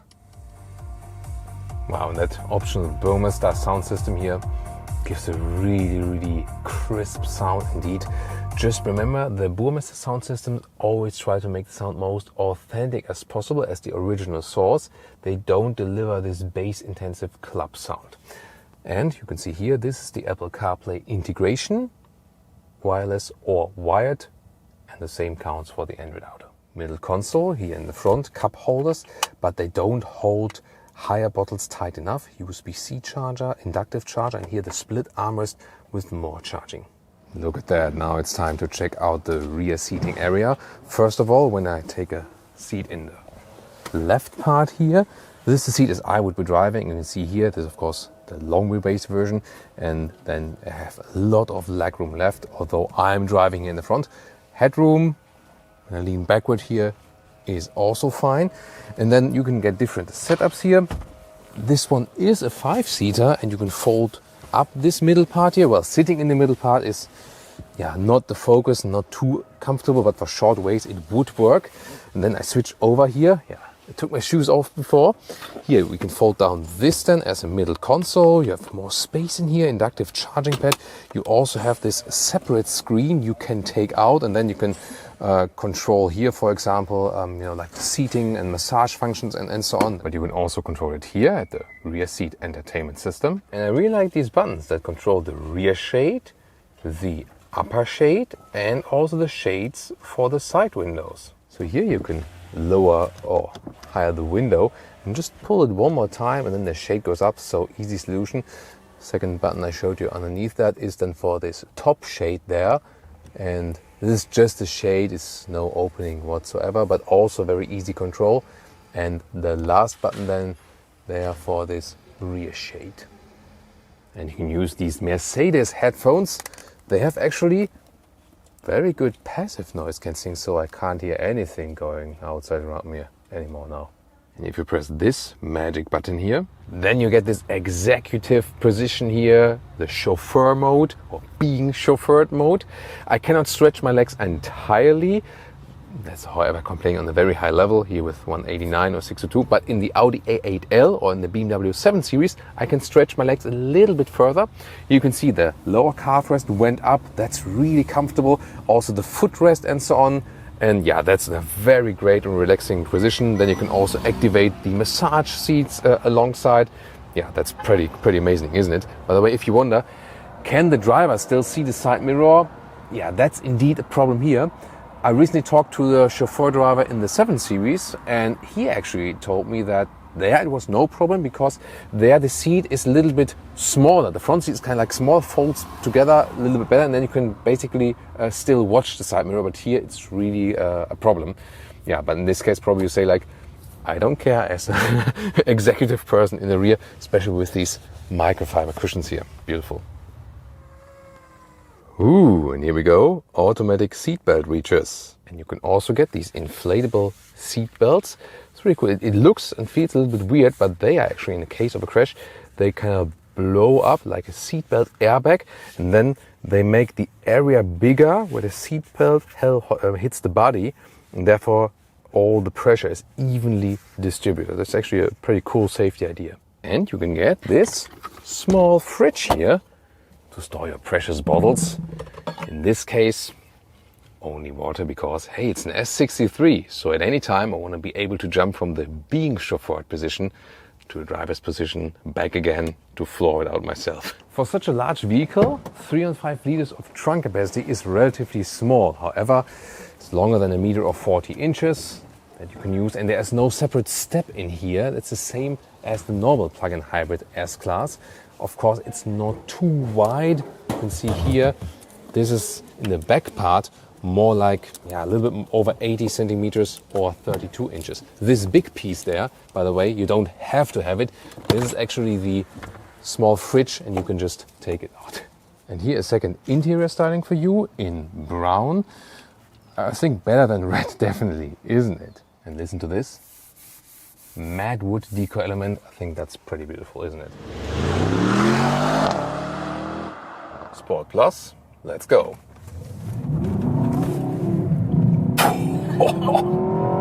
Holy moly. Whew. Well, that kind of was like a 0 to 50 miles an hour. And I mean, yeah, there was a situation where you say like, for safety reasons, I need to accelerate really hard to get on the road really quickly before the next traffic is coming up. And you see that was an acceleration basically in the corner, but it was very safely delivered, also due to that all-wheel drive system and so on. Pretty cool, right? So, and that easily you can reach the speed limit. In the Sport Plus mode, you hear more of that engine. Everything is pronounced from that engine sound as well. But you can also go back to the comfort mode. There's a little bit more silence. Also the air suspension rules a little bit softer. But I have to say, even in that Sport Plus mode, yes, when the air suspension goes a little bit stiffer, you feel you have more control of the whole vehicle. That anti-roll control also acts in a way that the car doesn't lean to the sides, but it still gives you the S-Class feeling, even though it is in the Sport Plus mode. Not that floaty ride, no. For that, you have to go then to the comfort mode. And that to me is also a crucial thing, that when you are in the comfort mode, it still feels more or less like a normal S-Class. And I think that's a good decision here, because when you think about like a C63 AMG, there, the C63 feels way different than the normal C-Class. But here I think S-Class always has to feel like S-Class, but due to that wide span, you can make it a race machine then on hitting that knob. Of course, the big question is, as for the powertrain, how is the power delivery from that electric motor? Well, there is also this EL mode where you drive pure electrically, and you can also just accelerate by that and use the electric motor. That's possible, but as I said, driving it pure electric is not like the main focus of this vehicle. Oh, the cops are already waiting for me. They're probably Autogefühl fans watching us going by. Yeah, that's why you should keep the speed limit. It's not very easy with this vehicle here. It always tempts you to go even faster. But when you hit the accelerator pedal here with the electric motor, you feel you're getting pushed from the rear. It's actually a good feeling. And when you are in the normal driving modes or comfort mode, sport mode here, when both are combined, you hardly feel what is going on. The only thing you do slightly notice, and I felt the same with the AMG GT 4-door, where a similar system is being applied, especially also on the racetrack at that time, because the electric motor reacts so quickly. Like here, you feel that in the first moment you have this push, pure electric, and then the combustion engine sets in. And is that a good feeling, or is that artificial? I think this leaves a lot of interpretation open, because you can say, hey, it's a special thing, it gives you this kind of technology feel of the vehicle, but if you want more this purest experience, then it is something that speaks against it. By the way, beautiful highway number 1 here, close to Malibu, and maybe when you know the area, you know that there are also some nice winding corners here. And here we go. There they are. It's lovely when you hear that V8 and going uphill. And this is also one of the cases where they designed the performance battery for, that you have the performance, the maximum performance at any time, even if you're going uphill, for example, for a longer period of time. But yeah, to be honest, I personally think the normal plug-in hybrid battery, where you have higher electric range, would have been fine as well. I mean, you have the 4-liter V8 bi-turbo here under the hood that gives you more than enough power. And a racetrack use or like a Formula One like use is not so realistic for this vehicle. This is what the vehicle is actually also for.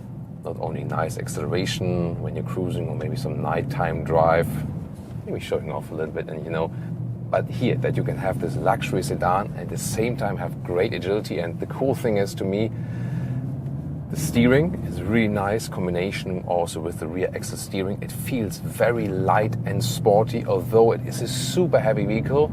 And one of the disadvantages of the battery or this plug-in hybrid system in general is that the car is heavier. But due to that anti-roll stabilization, the rear axle steering, the direct crisp steering input, and the great chassis and suspension work, they kind of even out this negative effect. At some point, of course, especially when you're going downhill or when you're really way fast in the corners, then you can't deny this effect. But as far as it is possible, it still feels great in driving. It's so much fun, actually. How is it for the passenger? Really nice. Really nice, yeah. Yeah, because I really like to ask the passengers, because sometimes they feel like, feel a little bit stressed on the body or something. But when the passengers are still relaxed, when it's sporty driving and they enjoy it as well, then you know that it's a great vehicle. And wow, I mean, you don't even feel the length or the long wheelbase of the vehicle. That is the cool thing. And this is really a big difference here when you are in that Sport Plus mode, S63 and normal S-Class. This is where the AMG version really shines. I told you earlier, when you're going straight and want to cruise again, go to the comfort mode, make it a normal S-Class, and then put in the Sports Plus mode, and it becomes something completely different. Do I really need the hybrid system for that? In my opinion, not. It feels great, it has great power, no doubt about that.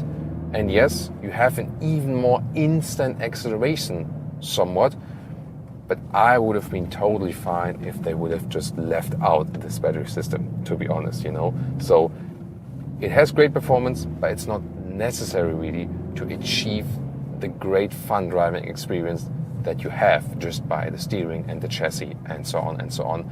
And in a way, it kills to me a little bit of this purist feeling, because I want to hear that V8 growling a little bit more, and I want basically to wait a little bit on it to react. Do you know what I mean?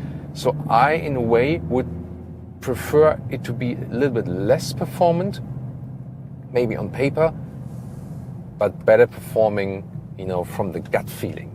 Do you know what I mean by that? Yeah, but this aspect, on the one hand, on the other hand, on paper, of course, even more performance. That is what this e-performance version of the S63 here now delivers.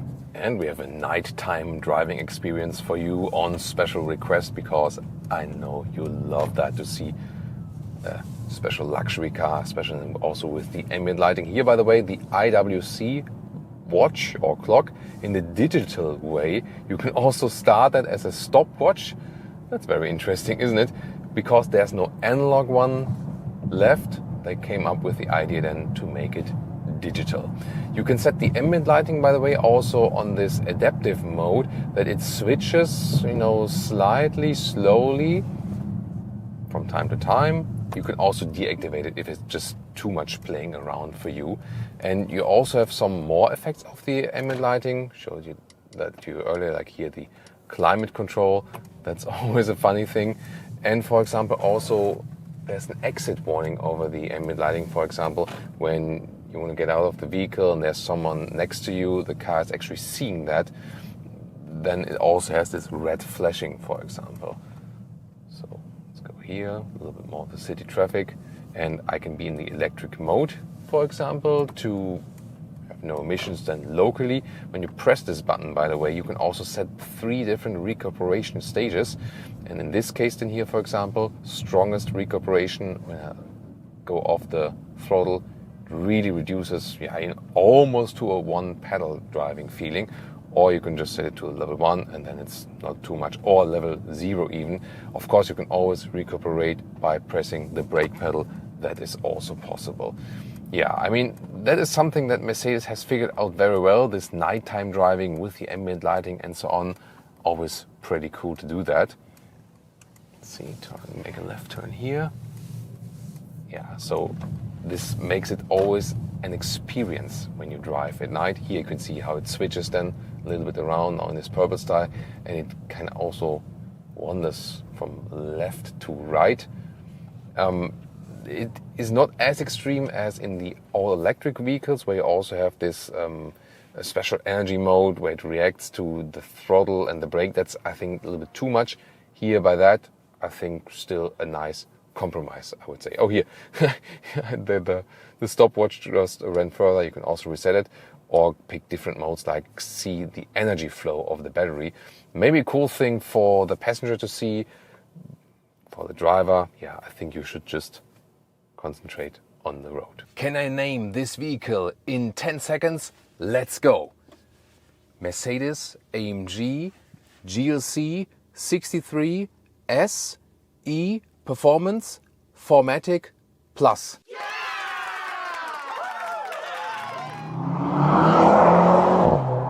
The most powerful Mercedes SUV of all time. How does it perform? And why have Mercedes picked this specific engine concept here? We're going to find out with Thomas and Autogefühl in 4K, full screen, full length.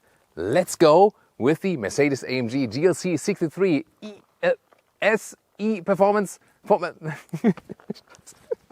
Mercedes-AMG GLC63 SE Performance 4MATIC Plus. Yes, now I finally got it. Yeah, at least we could produce one blooper with that, right? And we're also going to find out the differences between GLC63 and the GLC43 that will be launched at the same time. I'm going to take you on a tour of all you need to know here in the front. Then here with the vertical fins, Panamericana grille that is more wider here in the lower part, and also these really dramatic lower graphics left and right. This one is also equipped with the AMG Night package. That means a lot of high gloss black all over the vehicle, also at the side mirror caps. And this specific vehicle here is, by the way, first of all, high-tech silver Magno, a matte paint. And it's also equipped with the optional aerodynamic package that, for example, adds this more dramatic effect here on the lower part already.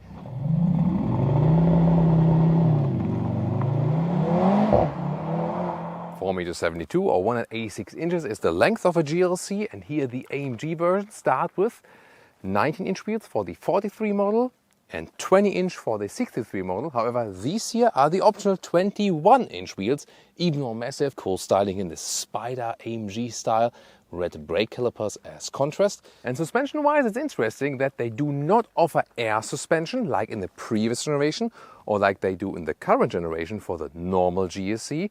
But here they always go as standard with an adaptive suspension without air. But then they say they have such a wide span between comfort and sportiness that they do not need the air suspension. Plus, here in the 63 they have the anti-tilt control and also now the rear axle steering in this generation.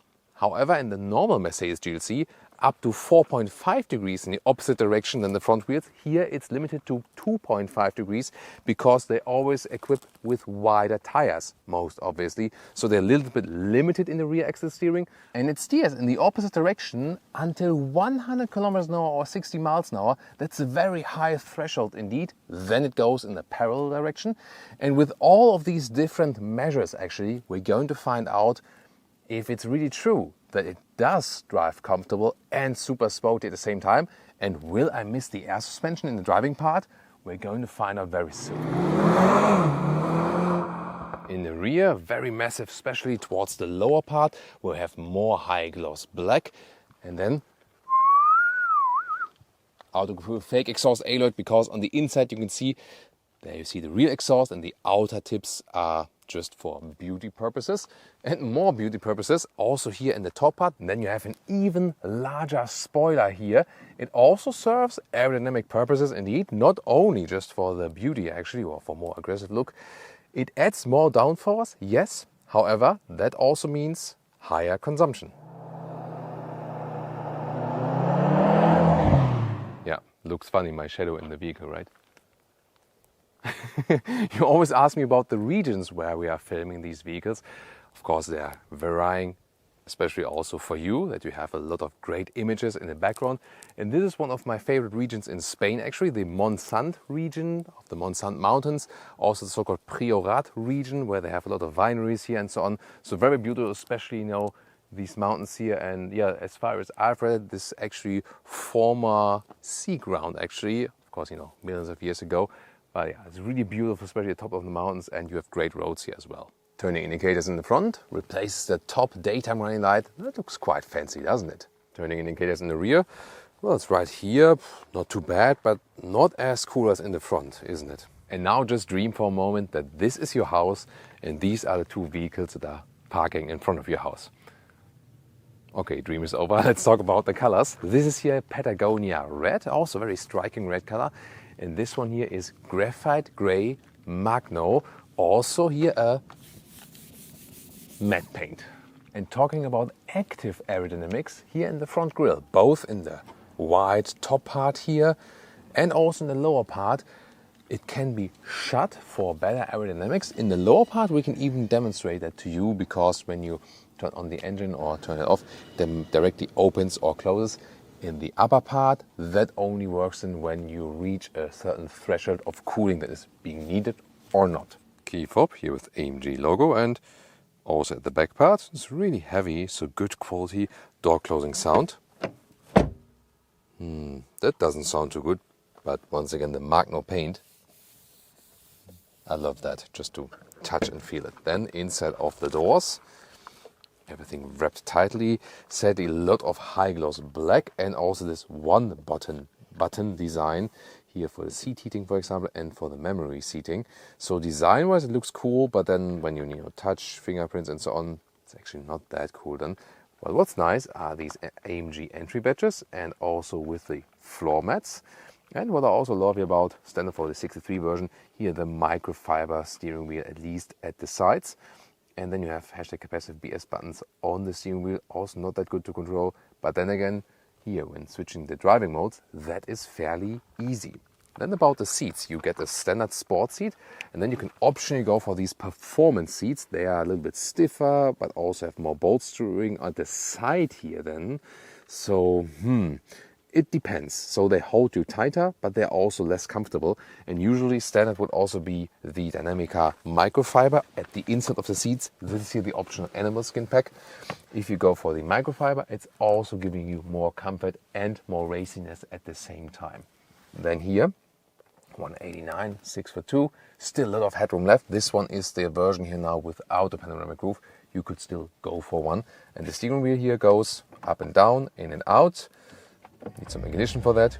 Ooh, here we go. And then we can also see how these drive selectors and so on are illuminated. There you can also hear how the sound actuator plays together with the rear exhaust. Yeah, kind of a little bit weird, but while driving, actually it will be a different experience. It's coming up soon. Interior cockpit overview, vertical layout of the infotainment. Here we can get some carbon fiber deco element, that's fancy. And I always love here the clicking sounds of these turbine air vents. And the EU speed warning you deactivate here on the top left of the infotainment system, or press and hold the volume button. It's a new law actually, that new vehicles always get a warning chime with 3 chimes when you exceed the speed even by 1 km/h. Digital instruments offer special views, not only sport but also super sport then here, or a track pace view where you can even see more telemetry and so on. Oh, there we go, for example, when I change the steering angle. And here you also have a special AMG performance section in the infotainment system, like the energy flow to the battery. You have driving information here with the Newton meters, vehicle. There you can see, how the suspension is working. Engine, of course, more engine data with the power output and so on. And here IWC, this is then this analog clock I used in the front of the video, or in the beginning of the video. And this is then the stopwatch. It could be, for example, then for a lap timer and so on. Middle console, too much black piano lacquer for my taste. Inside, much space. The cup holders here, they don't hold high bottles enough. USB-C charging, inductive charging pad, and I like this split opening here, more space underneath. Always with a nice closing sound, right? Rear doors, also with soft touch in the top part and also here, just hardback in the lower part. And then these performance seats here are not playing well as for the legroom. So, yeah, it's really tight then if a tall driver is sitting in the front. Almost no space, so if you stick with the normal sport seats, this will be better, or also in the normal GLC version and so on. Headroom here is no problem. There the coupe would have some compromise, but it's still quite okay then. And overall, it is actually fairly comfortable in the rear. Again, the performance seats here, these optional AMG performance seats, neither that practical for front and rear seating. They just look cool. As for the trunk or the boot, let's take a look. The basic dimensions here in width and in the length, about 1 meter or 40 inches, that's good. But here, when you have the 63 version with the e-performance battery, then you have this additional step in here. Just you can lift this one here for maybe like a small charging cable or something, but this car will probably never see a charging cable, I predict. And you can also fold the seats, and that's a very good mechanism here, right and left, and they directly fold flat. And it gives you like 118 meters or 71 inches, so loading volume, pretty cool. If you would have later the coupe version maybe, that's also coming out, then of course you have some kind of compromise because this area here is a little bit flatter. Now about the engine. We really have to discuss it about the pros and cons. First of all, let's lift the hood. Looks quite cool already. This is a 2-liter 4-cylinder engine. Sacrilege, yes, the same as in the C63. Then you have here the additional dome strut for more torsional rigidity in the front. Very interesting. Here the system output is 680 horsepower, 480 horsepower from the combustion engine, plus 200 horsepower from the electric drive. There's an electric motor at the rear axle that is directly powering the rear axle. 2 gears or 2-speed, and that means it also runs over the whole spectrum. It doesn't shut off at some point or something. And it selects the second gear at about 140 kilometers an hour, so like 80 miles an hour. What do they do with this system and why? First of all, the reason for it basically is emission laws in the European Union. So they try to keep the CO2 output and the consumption low on paper. But the problem is that usually you have high displacement, low horsepower. Does usually mean not so high consumption. Here, of course, they do low displacement, high horsepower. Yeah, and in real life, that usually doesn't work out well as for the consumption. We will test, of course, both in our driving part today. The efficiency and the consumption when you just drive normally, and of course, the performance, boosting it out and so on. 3.5 seconds is the acceleration figure to 100 kilometers an hour or 62 miles an hour. That's amazing. And they use F1 technology for the battery. Liquid cooled with a capacity of 4.8 kilowatt hours net. Everyone else gives you the gross figure. I try to go into the net figure because that's the realistic one, the usable one. That's of course like nothing. So you can charge this car externally, like here on the driver's side, but it doesn't really make any sense. So it is literally a plug-in hybrid, but with that low capacity of the battery, you have electric driving moments, but not for a longer period of time, maybe like 10 kilometers or 6 miles or something, and that's it. The battery is used as a performance boost battery that you always have the full performance, and it's then being constantly charged again by the by the real motor, by the combustion engine. Yeah, and that is of course not good for efficiency. Everything is trimmed on performance, and then you have to ask yourself, if this is done for efficiency reasons and CO2 output and so on to, for the law and emissions, blah, blah, blah, but then again, it's for performance only and it's not really efficient, why would they do that? But we're going to find out in the driving part. You see, I'm very skeptical about this concept, but I can already tell you, because I drove some part already, the driving part is really something else. You will be looking forward to it. I can give you my word on that. Interesting that difference 63 to the 43. Here you have the anti-tilt control at the rear axle. That's an extra to keep it more, keep it more upright. It comes It's an extra. It comes standard with the 63, but it does not come for the 43. And also the overdrive distribution is different. 63 here, more variable, up to 50% of the power to the front. In the 43, you have a fixed ratio, 30% front, 70% in the rear. This one here, the 63, will still remain rear-wheel biased in the all-wheel drive nevertheless.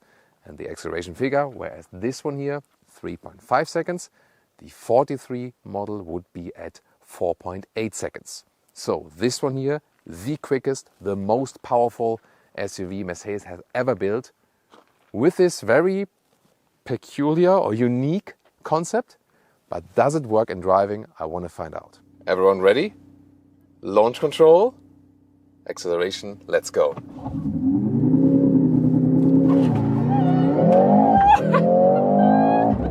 Whoop, that's 100 kilometers an hour, 60 miles an hour. Whew! Wow, the seat belt is still tight. Whew. And you also heard the LIA meter. There's always a great indicator for extreme acceleration. That was a rocket. So most powerful SUV of all time? Definitely is. Whoa. Whew. That gives you the adrenaline rush. Of course, you can always use here the shifting pedals. Then shift down yourself before. So the electric boost was definitely helping us, but it didn't feel unnatural or something. So really inbound with the vehicle. So performance-wise, yes, definitely there the electric boost defo helps. And now let's attack some corners.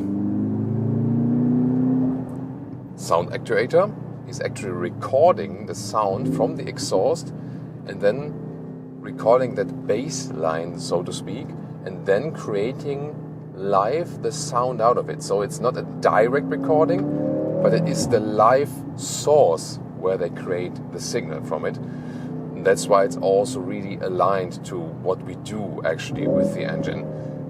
You of course hear some crackles and pops from the exhaust itself really.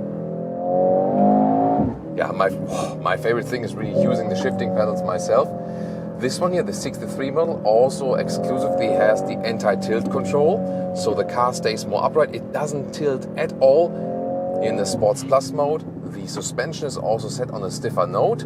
It's the adaptive suspension that is ruling very well, both on the comfortable side and also on the sporty side. And that's why they also say, hey, we don't need an air suspension. But actually the air suspension would give you more comfort. But this one is, for a very sporty one, still somewhat comfortable. And of course it delivers you great sportiness here together with the 21-inch wheels, large wheels, also very wide. Therefore the rear axle steering cannot rule that wide as in the normal Mercedes model. Here in the AMG model we still feel something of the air suspension, but they also reduce the degree angle purposely 2.5 degrees because say that's enough and we still want everything to feel naturally. So yes, the normal Mercedes customer should have more flexibility when parking in and out. The AMG customer is supposed to have more natural feeling. And here I feel that the vehicle is super agile, but it doesn't feel unnatural from that rear axle steering, I have to say. And also this electric boost, they have integrated here very well. And I feel somehow that in the GLC it feels more natural than in the AMG GT 63, the 4-door we've driven on the racetrack, and also in the S63 with the 8-cylinder, for example. They also have this performance hybrid. But here I feel that the integration is done best so far, that it's really smooth. And the funny thing is, you have always that instant torque. It's almost like driving an electric vehicle as for the performance. But then again, you still have this feedback from the combustion engine. It feels somehow cooler than just driving just an electric vehicle. Wow. Yeah, I realized when I'm starting to have a lot of fun when Leah is trying to hold on to something. You could see her hand grabbing the side handle. Wow. This is so much fun. And I even feel that this, I mean, it is the very same system I used in the C63, But of course, in the sedan, it's more sacrilege than here in the SUV. And I somehow feel that this whole system is fitting more to the SUV. So, wow. I mean, you know, I'm really skeptical about this system. And I generally don't like the way they're doing that, getting away from more cylinders. And I don't think it makes sense on the efficiency side. It just doesn't. And I really like to have a more natural experience with, you know, like even a naturally aspirated 6 or 8 cylinder. I just love that. But performance wise, you have to say it drives absolutely phenomenal. You really have to admit that. And also suspension wise, this is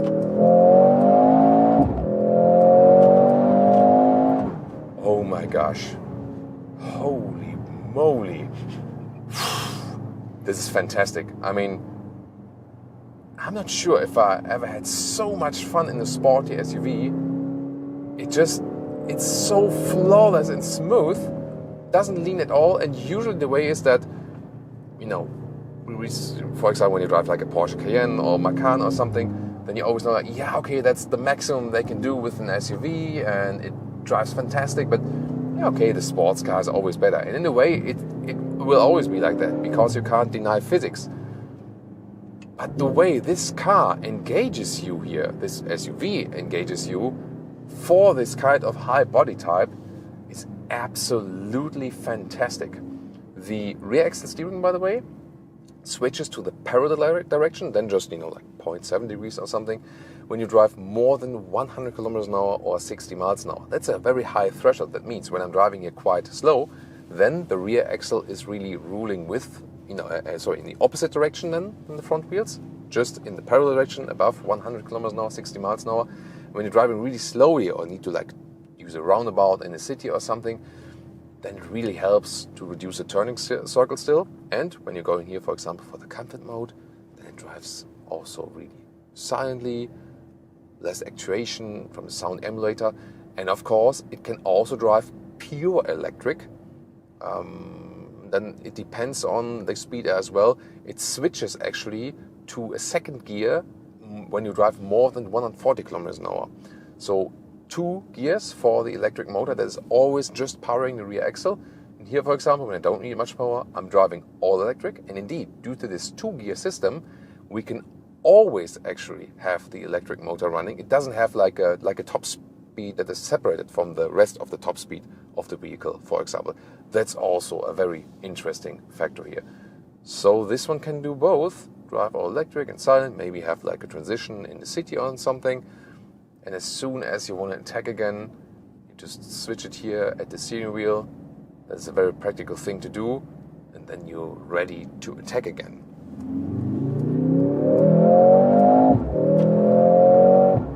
Whew, like this. And then switching down the gears is so much fun actually. That's just amazing. So yeah, driving performance wise, I could do this actually for hours and hours and hours. That's amazing. Even here, if you're a gear higher than you might need to be for optimum performance, I really like to, you know, have this sound experience. And then this is literally a race car. So never experienced it in such a smooth way and sporty at the same time. I mean, yeah, usually Porsche sets the bar here as for the sporty driving experience, and there are a lot of competitors here. But this one is absolutely on another level driving-wise. I think this is the best sporty driving experience I have ever had in an SUV. So why did they choose this performance plug-in hybrid concept? To bring down the consumption on paper, at the same time give you more power, although cylinders are less and the displacement is less. The overall engine, of course, is also smaller. So did it actually work? First of all, as for the efficiency, fuel consumption, when you're not driving in a performance way, so just cruise control, 100, 120 kilometers an hour, 60, 70 miles an hour and so on, even then around 11 liters on 100 kilometers, so like 21 mpg US, 25 mpg UK.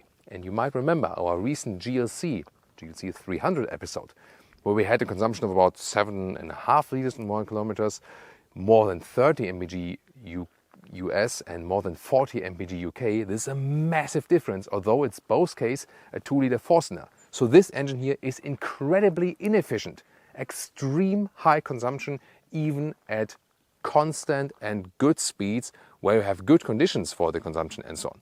So efficiency wise it doesn't work. The only thing that it does is it's on paper better for the CO2 output. So yeah, that's always something that can be highly criticized.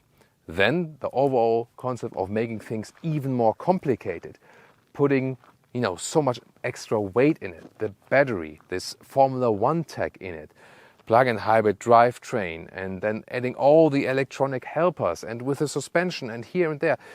It's a really overcomplicated vehicle on the one hand. On the other hand, you can say, yes, it is a masterpiece of engineering, what they have achieved here and how many complex things are in this vehicle. It's absolutely incredible. But the question is, does it make sense? Well, we have to say that driving-wise, as I just said in the driving part, this has been one of the most incredible rides in an SUV for me ever. And the performance is without doubt outstanding. Such a great acceleration. There, indeed, the e-boost does help.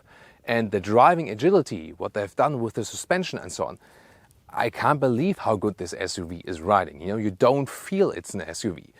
So yes, if you compare it to the C63, using a 4-cylinder here is somewhat less sacrilege because C63 has more heritage, it's a performance sedan and so on and so on. But the question is it so good here in the driving because of that e-performance concept or although the e-performance concept? Yeah, that's the thing. So I feel the perfect SUV would be this exact vehicle, also in this generation with the suspension and so on, but then as a 3-liter 6-cylinder. That would to me be the best choice overall, and it would even be lower in the consumption. Yes, you might lose some acceleration figure record and so on, but do customers really need that actually?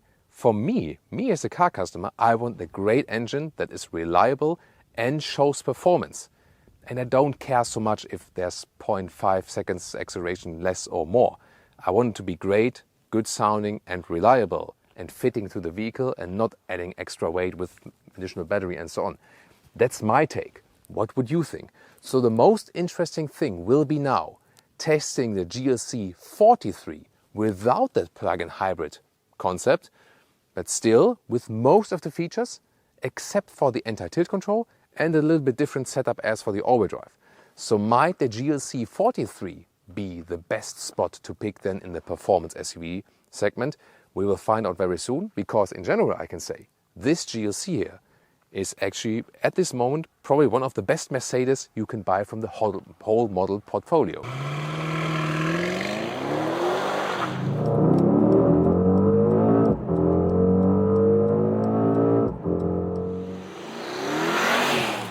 Today it's time for one of the most striking SUVs out there, the Mercedes GLE63 S AMG Coupe Autobahn ride inside.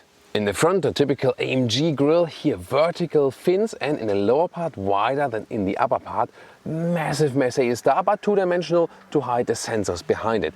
Then we also have black contrast in the lower part, huge air intakes here, and the multi-beam LED, 650 meters of high beam performance is already included here in the top AMG spec. A striking side profile with these 4 meters 94 or 194 inches.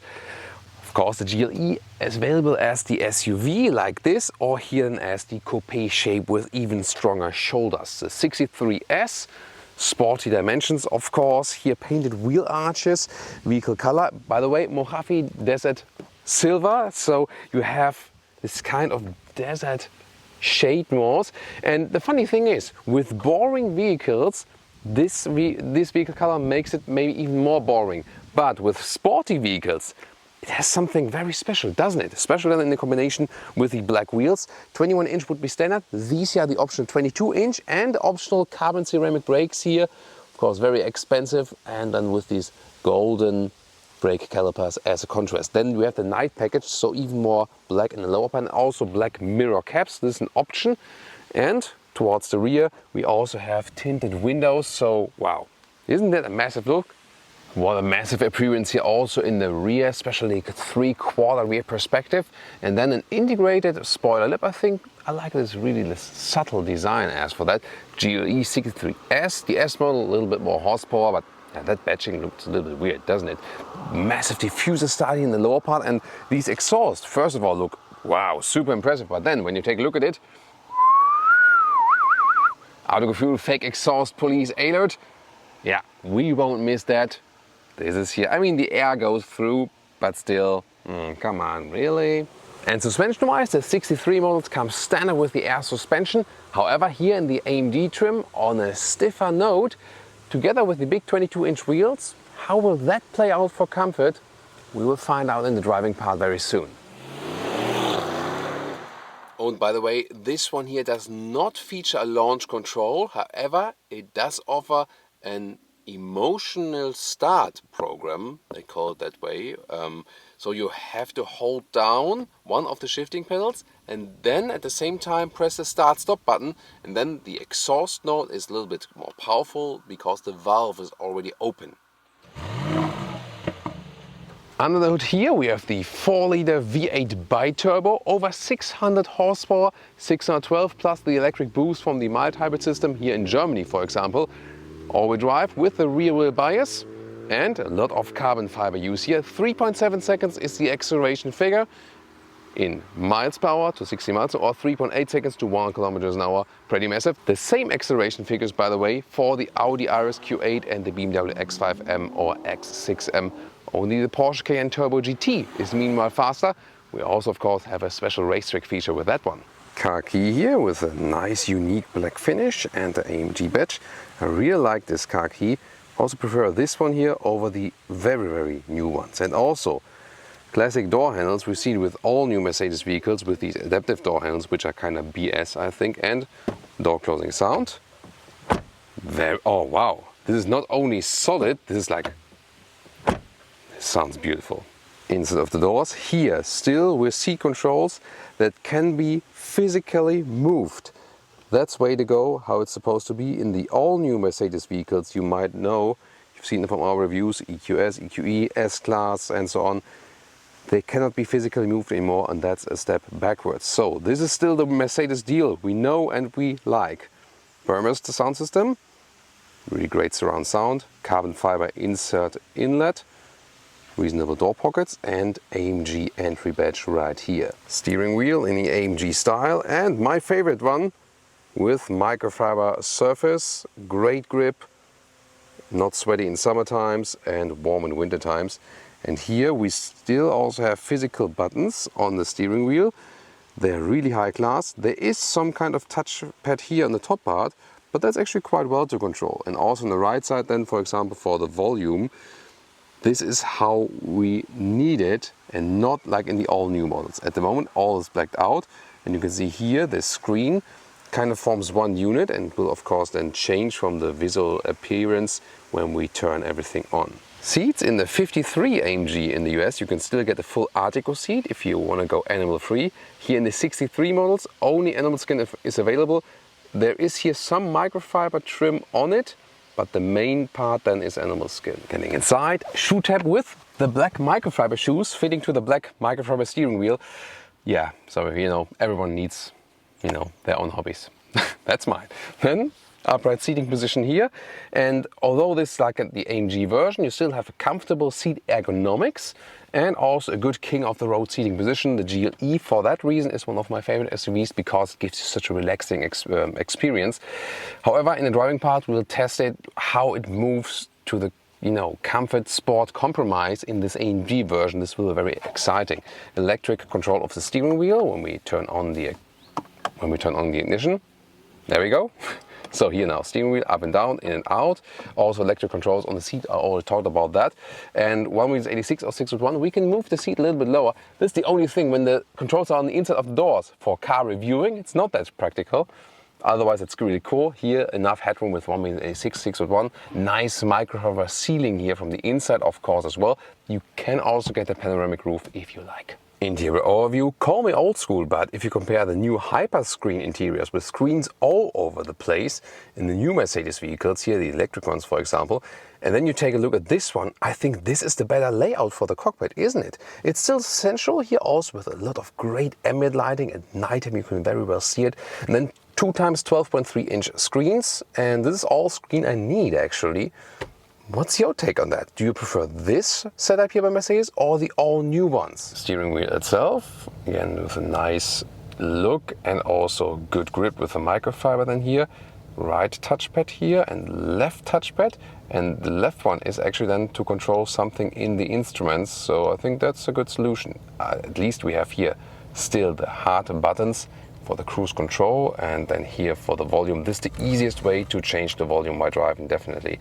The AMG models come here with these special gauges, so you can pick the driving mode right there, and when you click it also you know, you can directly get to the individual mode, but yeah, usually I just turn it then here, for example.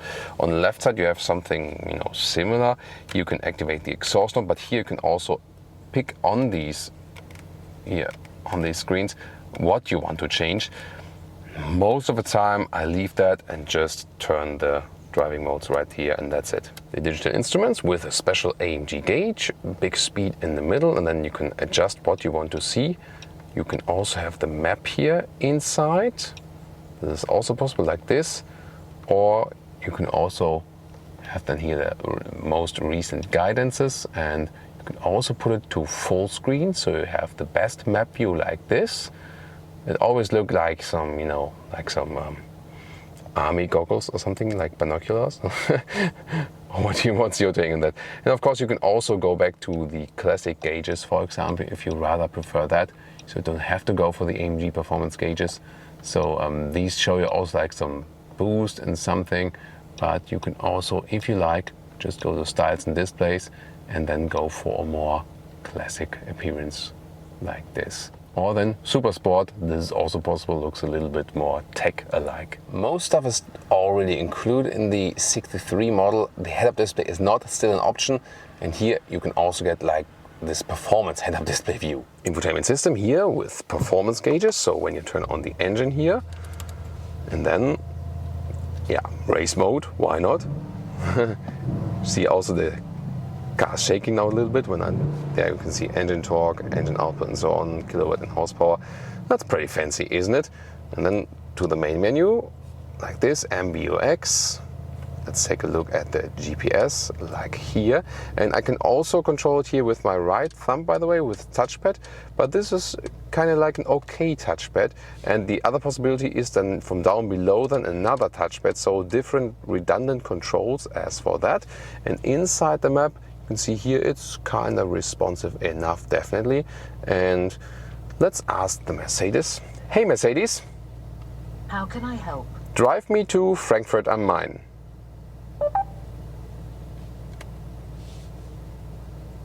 So it depends on the web connection. At the moment here there's hardly any signal, so it takes longer. Route That's the guidance catch. to Frankfurt am Main is starting. Yeah, but in this case here also, you can see here, destination is set then by the MBUX. Oh, and that camera system is really nice. Rear view camera, drone view from above, and when you put in the drive gear, then front camera, reverse gear, reverse camera. That's how it's supposed to be. Apple CarPlay integration with bezels left and right, but at least, well, has a function because you can still see the temperature there, and so I can also understand that. And music listening here, I mean, this Mercedes sound system here is really nice, good surround sound, love that. Yes, we still have manual climate knobs and also with very nice clicking sounds, love that.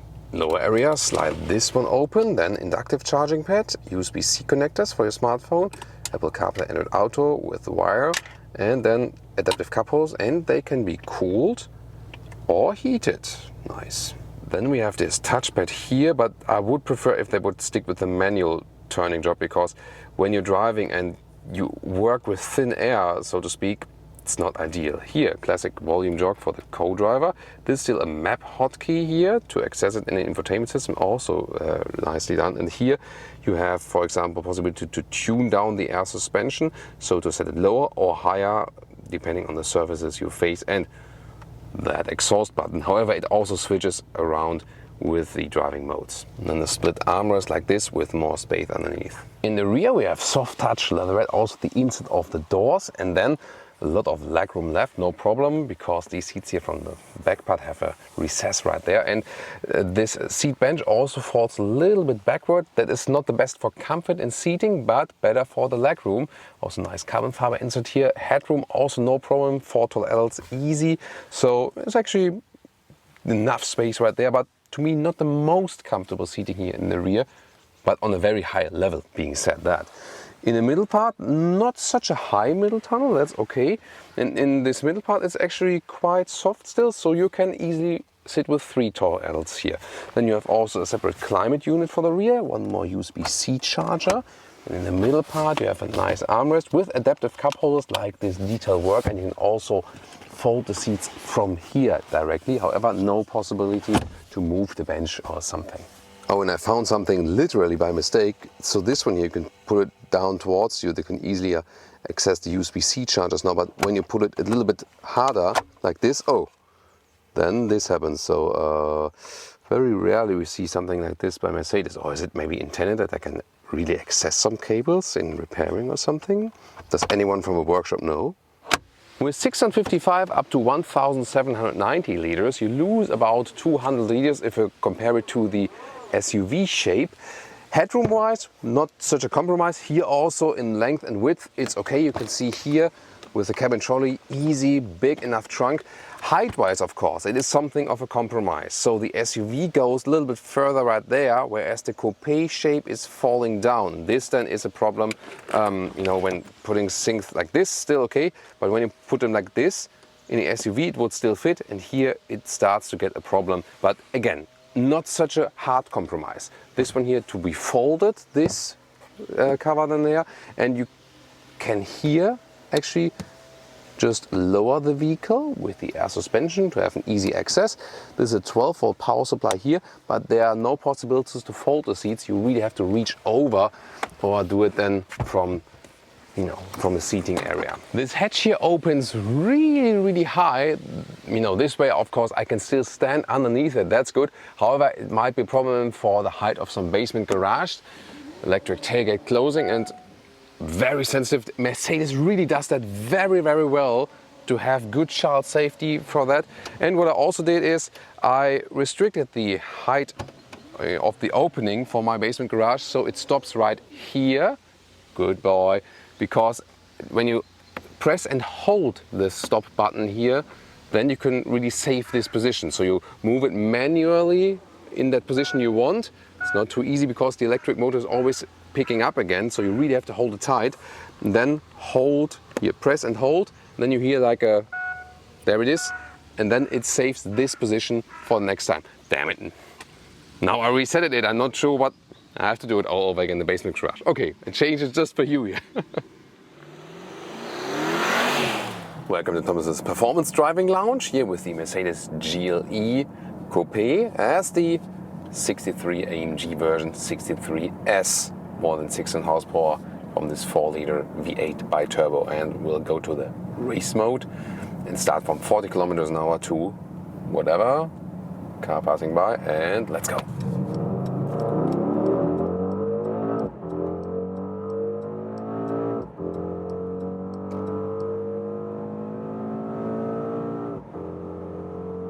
Up 200 kilometers an hour, 125 miles an hour.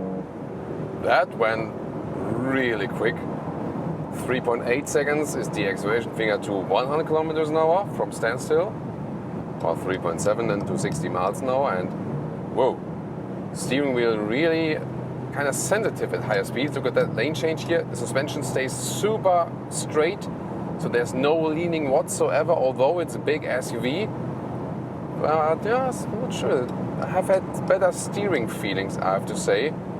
Kind of a little bit artificial here, especially at higher speeds, but whoa, that air suspension is set so stiff that it feels like a sports car here at high speed.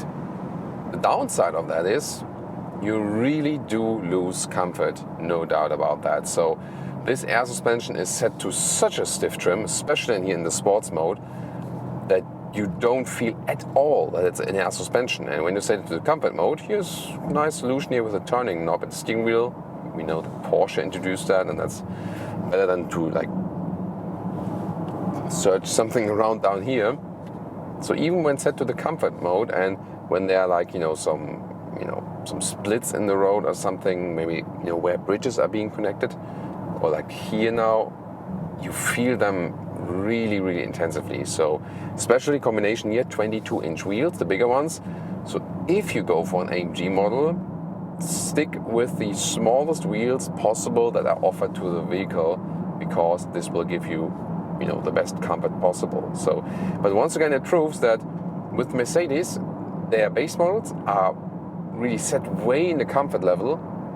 Then in the middle comes Audi and BMW, both with their base models and their sport models. And then at the top end, or at the other side again, there's Mercedes comfort-wise with their AMG models. So there's like a big gap in between at Mercedes. So very interesting strategy. Whereas Audi and BMW more moved their sporty models. It's more like a smoother transition between comfortness and sportiness. Yeah, so here 100 kilometers on a motorway, by the way, and you also heard that probably, the exhaust note was there, yes, from this optional sports exhaust. But here, 100 kilometers an hour, 60 miles an hour, so a reasonable motorway speed. Super silent in here, the noise insulation is great. So seating position also upright and comfortable. So there, comfort-wise, from the noise level and the seating, this is awesome, definitely. And there's also a lot of fun here to ease it around the exit of the motorway, and we'll soon have another motorway acceleration, and after that we have an agile driving up the hill. Oh, by the way, here in the tunnel you can once again see this great ambient lighting. Wow, this is one of my favorite features of this vehicle here in GLE in general.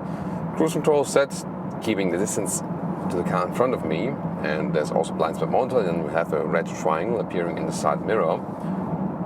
And the lane keeping assist is not obtrusive at all. It's rather kind of passive, so to speak, because this car is in some ways a little bit old school and still set on something like this.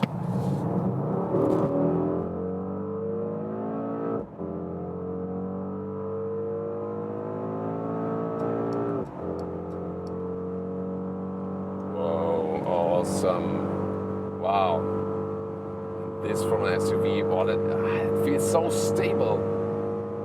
230 kilometers an hour, really stable here in this high-speed corner. Noise insulation still at such a great level.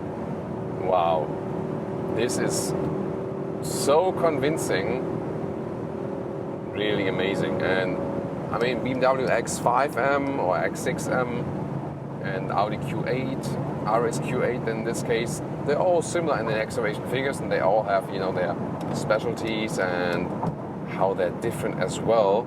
Only the Porsche Cayenne Turbo GT, we recently shown that to you, that is now way like half a second faster in the acceleration figure, but all these of course come somewhat very close, and wow, you don't feel it in your ear. You're in an SUV on the one hand because it's so stable and so well to control. On the other hand, you still have this upright seating position, and you're driving a super sporty vehicle without getting back pain. That's of course one of the advantages here of a GLE AMG. Ooh, the tunnel. Remember last time I went into the tunnel with the Porsche 911 GT3 Touring, and I had wheel spin while sound checking. This won't happen here, but what will happen to the exhaust? Let's see. Woo! Whoa! I think sound-wise this was even better than with the Porsche, wasn't it? Wow. This optional performance exhaust is really something. And you know that especially here in Germany we have meanwhile all these OPFs, so these auto particle filter. Listen and repeat. Auto particle filter. So that's like the filters for the petrol engines. Auto motor is like the normal petrol engine, That's interesting, right? Yeah, the Germans. So, and although these are in place now, and this is even a mild hybrid engine, and it has cylinder on demand, so sometimes you also see a symbol in the instruments that you're running on 4 cylinders for fuel savings. Yeah, still some 12 liters on 100 kilometers or some 20 mpg. And when you go for a 6-cylinder GLE, then you can have some rather 9 liters on 100 kilometers or more towards 30 mpg actually. And then again, you have this performance here, driving up Autogefühl's peak. Let's see here about steering, kind of light. Wow, great acceleration out of the corner. Whew. Of course, rear-wheel bias from this all-wheel drive, so it's a rear-wheel driven platform and you have always more power at the rear, and you also feel that. The road's still a little bit wet. And here, when we have some buildings, for example, we can go back to the combat mode very quickly with the turning jog here, and then also the sound node goes down, and we are rather, normally silent, so taking in care here of the inhabitants close to around. And as soon as we pass it here and gets a little bit more woodish again, then we can tune it up once again to the race mode or sports plus mode and so on and so on. Of course, I would not recommend to use the race mode on public roads. So not everything I do is really to be recommended here. So now we have some stuff in the car already flying around with G-forces. Oh, leaving off the throttle, have you heard that? I'm going off throttle. There is blah, blah, blah, blah, blah, from that exhaust. Not sure if you can pick it up on the microphone. Whoa, that sound is really something. Didn't expect that here. And now the famous hairpin corner is to come. Let's see how the car handles there. Turning in hard. Yeah, nicely done. Of course, you feel the weight somewhat, but what a great and fun performance here. Mercedes have told me take the all-new Mercedes-AMG here in Thomas Blue this morning here and tell us later if you find this one better than the Porsche 911. Well, we're going to find out here with Thomas and Autogefühl in 4K, full screen, full length. Let's go with the all-new generation of the AMG GT.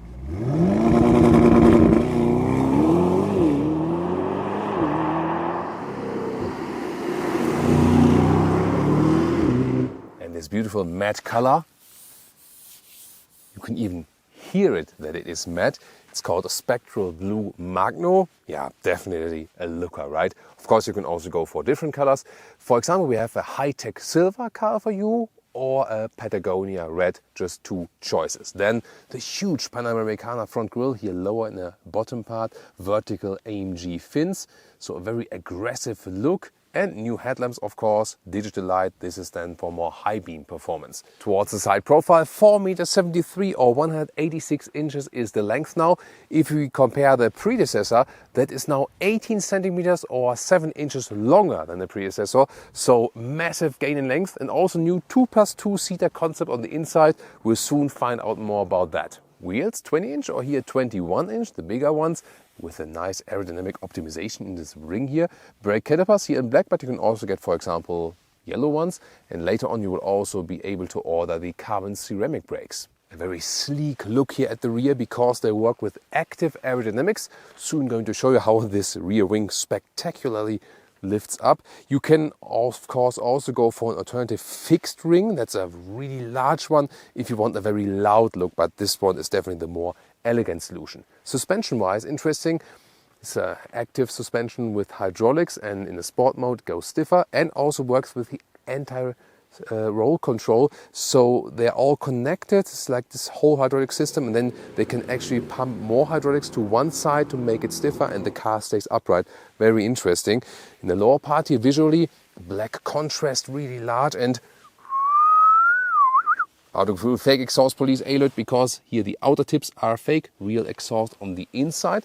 And technology wise also very interesting, comes as standard here for this one, the rear axle steering up to 2.5 degrees. The rear wheels can turn in the opposite direction at lower speeds, but here the threshold is 1 kilometers an hour or 60 miles an hour. So even at that speed you still get more agility. Above that it steers in the parallel direction for more stability. And now, spoiler alert.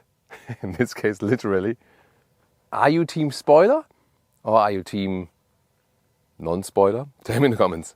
Turning indicators, we have here this 3-dot structure in the front, and turning indicators here in the rear, underneath the normal lamps, really wide. And here at the steering wheel, I can activate the lift function. Then the front of the vehicle is being lifted 3 centimeters. That's a helpful function for a basement garage or something, or where you have like some steep exits or entries to not damage the vehicle.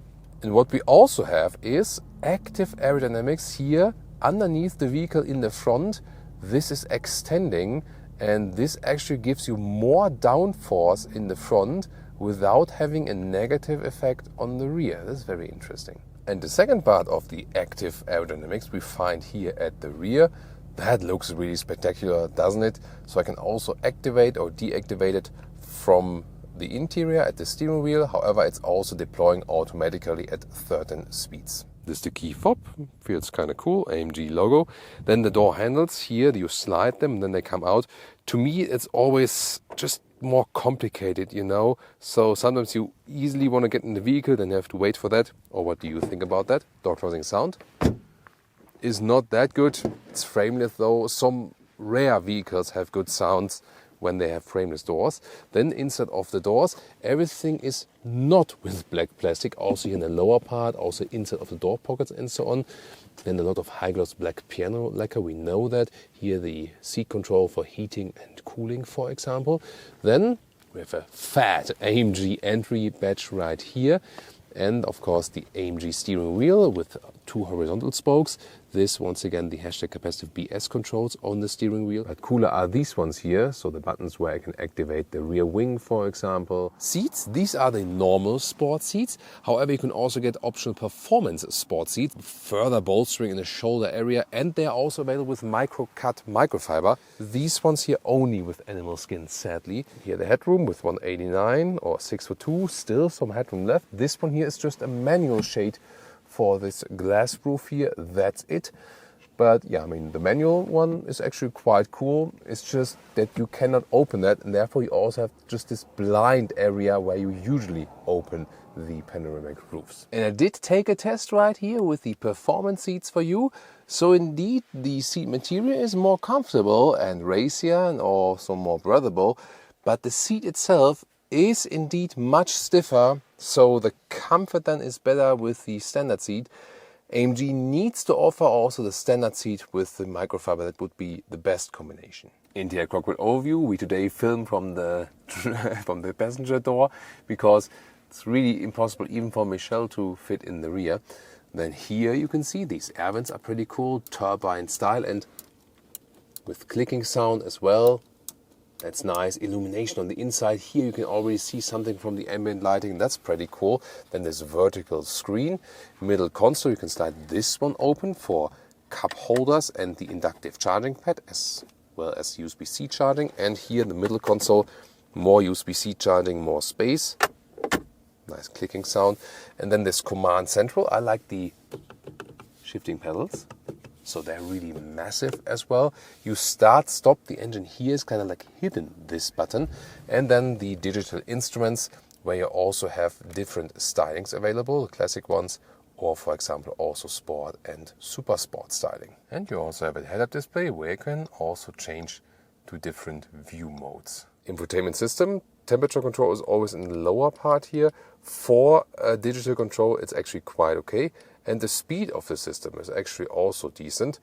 Then here you have special performance gauges, for example, where you can take a look at the engine performance. This is here the IWC watch animation, and then you can use this one here, for example, as a start-stop watch. There we go. And last but not least, you have Apple CarPlay, Android Auto, wired or wireless, you can choose that. The activation of this new European speed limiter warning is here in the infotainment system. Or press and hold the mute button a short while. So what I now did is move the passenger seat that way forward that it's, you know, like still possible for me to sit here, because I want to know, obviously you can't drive it with 4 tall Ls, but can you drive it with 3 tall Ls at least? So here we lift up this strap here, well, like we go. Then it goes forward electronically a little bit. Take a look at the rear. So it's like this small hole, I would say. There's ISOFIX, however, so you can install child seats there, so that is possible. Of course, also like some additional storage, and then let me go inside. There we go. So behind the driver's seat, there is no space at all, basically. So I can definitely not sit here. And also here, I mean, yeah, there is no headroom at all. So you see, no, this doesn't even work for small L. It's child seat or storage, that's it. And even if I put the seat backward like this, so even that doesn't work. So no, not at all. This is pure emergency seat, but yeah, I'm not sure. Like maybe 115 meters, 150 maximum or something. However, it makes the trunk more versatile. And here we have 320 up to 675 liters. That's very interesting. So you either have just a wall here, it looks similar, and then you don't have the seat bench option, or you go for the seat bench option, and then you can actually fold that thing right here. There we go. But then you see it kind of gets stuck there. So I have to move my driver's seat forward in order that the rear bench can fold. But then, of course, I don't have much space left in the front. That's the thing. But here I can let it fall down and then move the seat backwards again. So that is a possibility. But then you have to say, for such a sporty vehicle, the trunk is kind of versatile. Here the width is about 80 centimeters or 31 inches, and the normal length is like 90 centimeters, 35 inches, and the total length then here to the front seat, this is more like 150 meters or 59 inches. So yeah, definitely more versatile if you go for the seat bench option. So I just said I had to move the seat forward in order to let that fold. Then I moved it backwards again, and yes, it goes backwards enough that I can still comfortably sit in the front.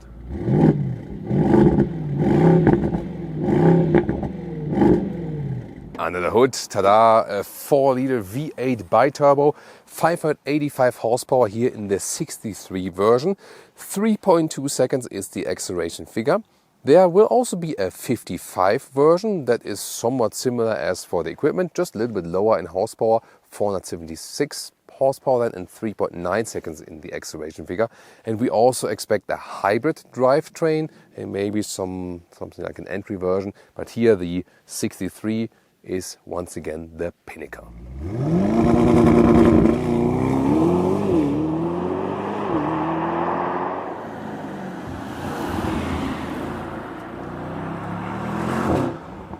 Welcome to Thomas's Performance Driving Lounge. Let's go to the Sport Plus mode and launch that a little bit slightly uphill with the race start.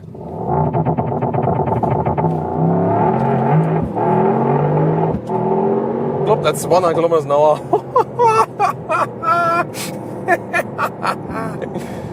Woo!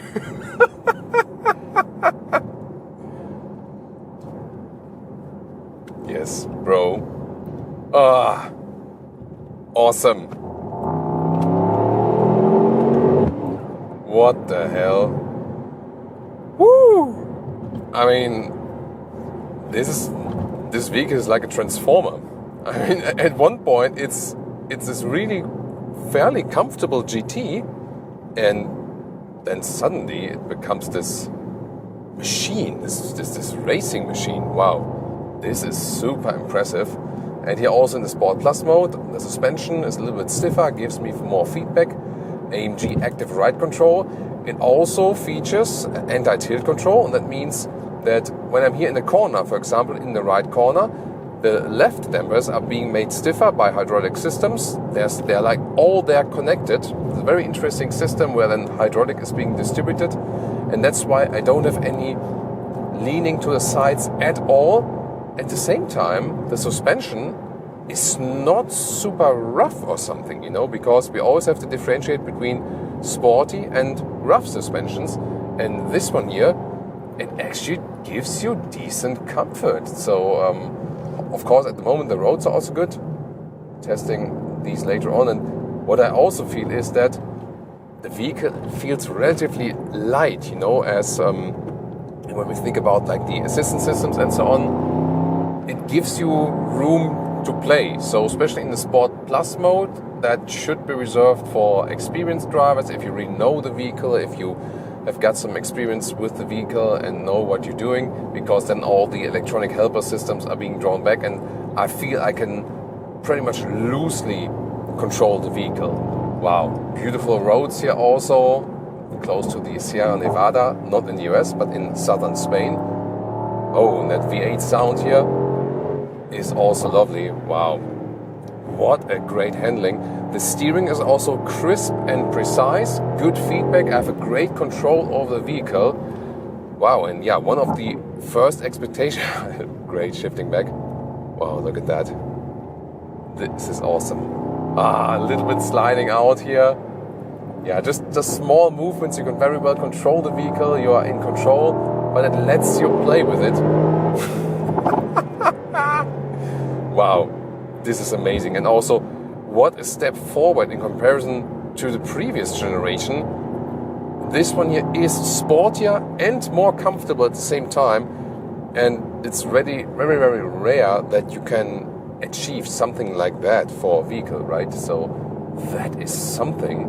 By the way, if you want a little bit more control, but at the same time still want sporty feeling, sport mode is just more than enough. Definitely also for public roads, so I'd rather recommend that for public roads.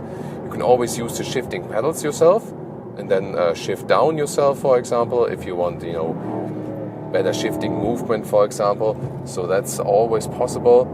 And they've really worked here with the steering setup. So we see that with all new generations of the Mercedes vehicles, that the steering is just better. It's really precise, sporty. At the same time, it doesn't lose comfort. Here, of course, first time with the all-wheel drive, which is a good thing for traction.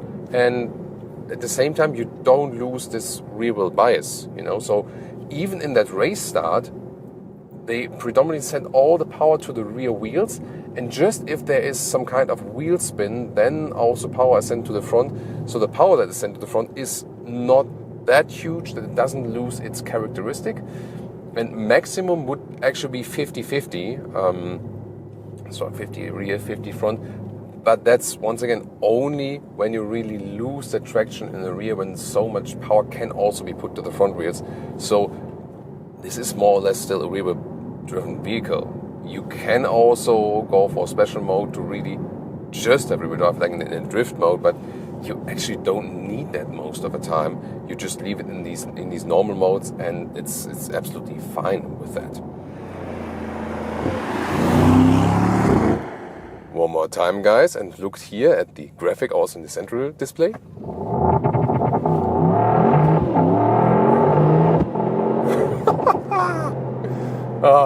Wow, this is just amazing.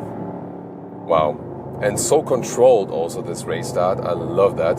So this sporty feeling, initially said, can this be a real challenger to the 911? Now also with the rear bench concept and so on. And on the sporty side, definitely. Yes, definitely. You know that the direct one would be the 911 Turbo. Maybe not quite the S, but I mean, like, this is like point something of seconds difference than the acceleration. You can also take this one here as a 911 Turbo S competitor, no doubt about that. And then you can also put it to comfort mode, for example. And it becomes this cruiser, you know, it's a little bit calmer then, of course, from the exhaust and so on. The steering is still crisp and sporty, and you're just hooking up to the road a little bit better.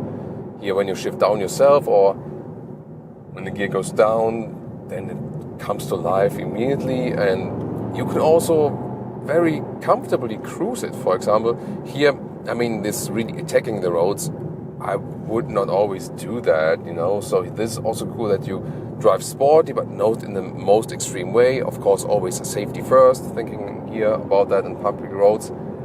And you can really enjoy that. I'm really a fan of the suspension. It still gives you comfort. It's not that rough. And also the steering setup and so on. That's so cool. Wow. So you can use this here as a true Grand Tourer that works very well.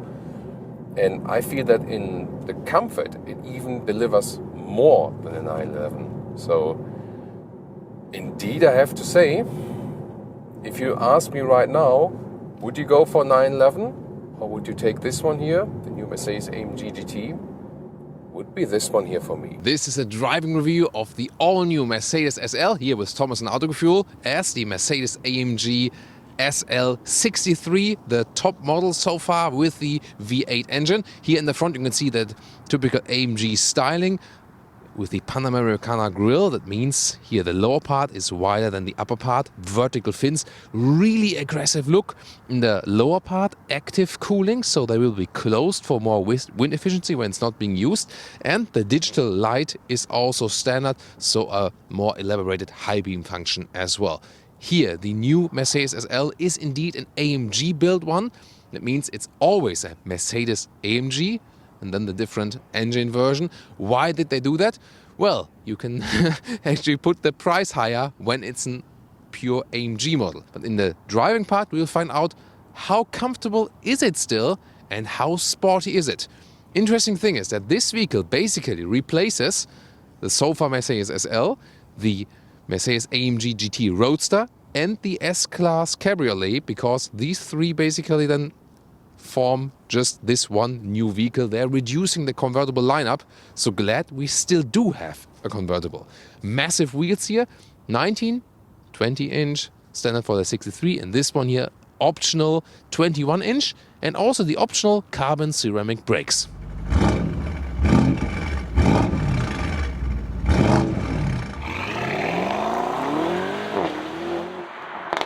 This is the car key, and 4.70 meters or 185 inches is the length now, so about 9 centimeters or 3 inches longer. You can see the typical really long front hood. This car is about the proportions, that's why it's still very beautiful, but definitely more aggressive than before. So it really already tells you on the exterior, this is now more a sports car. It is an AMG.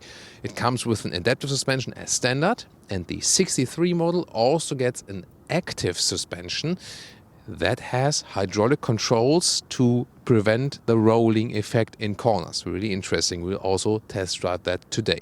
And you can see here at the moment the top is down, now a soft top. And it has a very interesting folding mechanism. We can start looking at it in detail, and then maybe our Thomas B, the cameraman, moves back. I'm doing it here with the key, with pressing and holding the close button. And, okay, one more time. Here we go. So, now it reacts. This is really, interesting. People on the back should watch out definitely with their heads. And here we go. This Z folding top works to like about 50 kilometers an hour or a little bit over 30 miles an hour. And here we go, about 15 seconds. And in the US, by the way, the windows do not go up by regulatory reasons. In Europe, Germany, when I keep holding it, the windows would also go up. Then that's of course more practical. But here in the US, that's a safety regulations where you think like, yeah, maybe someone gets squished by the windows or something. And one more time, maybe if Thomas goes back a little bit more, when I open the roof now, once again with the key. And I will also, sometimes needs more. Here we go. Yeah, like three times always.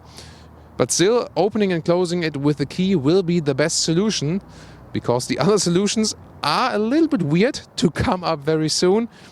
Here, once again, this Transformers-alike, isn't it?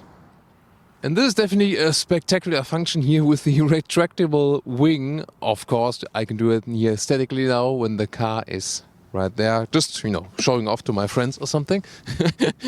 But then when it's lower down, you can see here a seamless rear, really round. Also tells us something like Porsche 911 Cabriolet, something of the design. What do you think? Really horizontally drawn tail lamps here with a very cool structure, individual dots on the inside. That's really lovely. And then here the AMG badge and the SL63 badge on the other side. Here in the lower part, let's take a look. Autogefühl, fake exhaust police, alert. Yes, you can hear them also in the back. And you can see, well, from the outside it looks cool, but on the inside you can find the real exhaust. Then, is that really necessary? I don't know. What do you think about the design here of the all-new SL generation? By the way, one explanation why they also went into that sporty direction again, that the original 300 SL was derived from a racing vehicle. So that's heritage-wise a good explanation. Yes, you always want to see turning indicators. Here we are with the front, and also in an interesting fashion here, replacing the back LED strip in the rear. The new SL also comes with rear axle steering as standard. You can see it right here when I'm turning the front wheels. The rear wheels turn in the opposite direction, maximum 2.5 degrees. And the cool thing is here, kinda, industry leading, the threshold where it changes to parallel steering is now here at 100 kilometers an hour or 60 miles an hour. That's extremely high, so it means that this plus of agility remains up to a reasonable speed. Under the hood we have a 4-liter V8 bi-turbo engine in the 63 model with 585 horsepower. The acceleration figure is 3.6 seconds. In the 53 model, the sister model, it will be 3.9 seconds, so there's not a big difference between the 53 and the 63 model. News here for the SL is first time all-wheel drive and kinda always all-wheel drive. So the 63 and the 53 model, both all-wheel drive with a strong rear wheel bias. What else do we expect? Based on this one, here also a V8 plug-in hybrid, and we can also expect a 4-cylinder, probably also as a plug-in hybrid, but seems like at the moment no 6-cylinder. Of course, when you look at this video here at a later stage, the details might be out at the time we're recording. This is what you get so far, all-wheel drive and the V8. Later on, then also more information. Well, sometimes it's also raining in California. Great to be back in the US, here between Huntington Beach and Newport Beach. Yeah, but sometimes it also rains, even when you have a convertible. But still, we want to take a look at the interior. This all-new cockpit here with the AMG steering wheel, 2 spokes, but capacitive BS buttons here. That's a bit of a letdown. Then you can see here digital instruments in 12.3 inch. And you have these analog elements with the turbine vents. They're also illuminated, so pretty cool, definitely. And all new as well, this screen here, 11.9 inch, and you can change the angle. I will soon show you that, how it works. Second solution to open or close the roof is here. Click once and then click and hold twice, and then you can see what's happening in real life here in this animation as well. So the roof is closing indeed, and I have to hold this lower button. This is actually then still the easy way to do that from the inside. But the most ridiculous way, I really have to say, is to do it in the screen that you can really, and I can show you when I open it again. You slide and hold it then here. And yeah, I did make the joke before that you basically, maybe like glue your finger to the screen meanwhile, or put like a tape over it. To me, this solution is really ridiculous. So, yeah, but that's always about saving buttons. There is one button than before, so I would just ignore that this slide and hold function in the screen is available and use the key or use the button in the lower part and then just forget about this. The animation is nice though, and it gets more unique with that screen. Screens. Here, when you press here, then you can change the display angle. This is like, most land back, and then here it comes towards you, and this is done that when there's sun from behind or from the top part, you can still see what's going on in the display then. It's an interesting idea because it's the open space here, and then you can still see what's going on. Listen to that.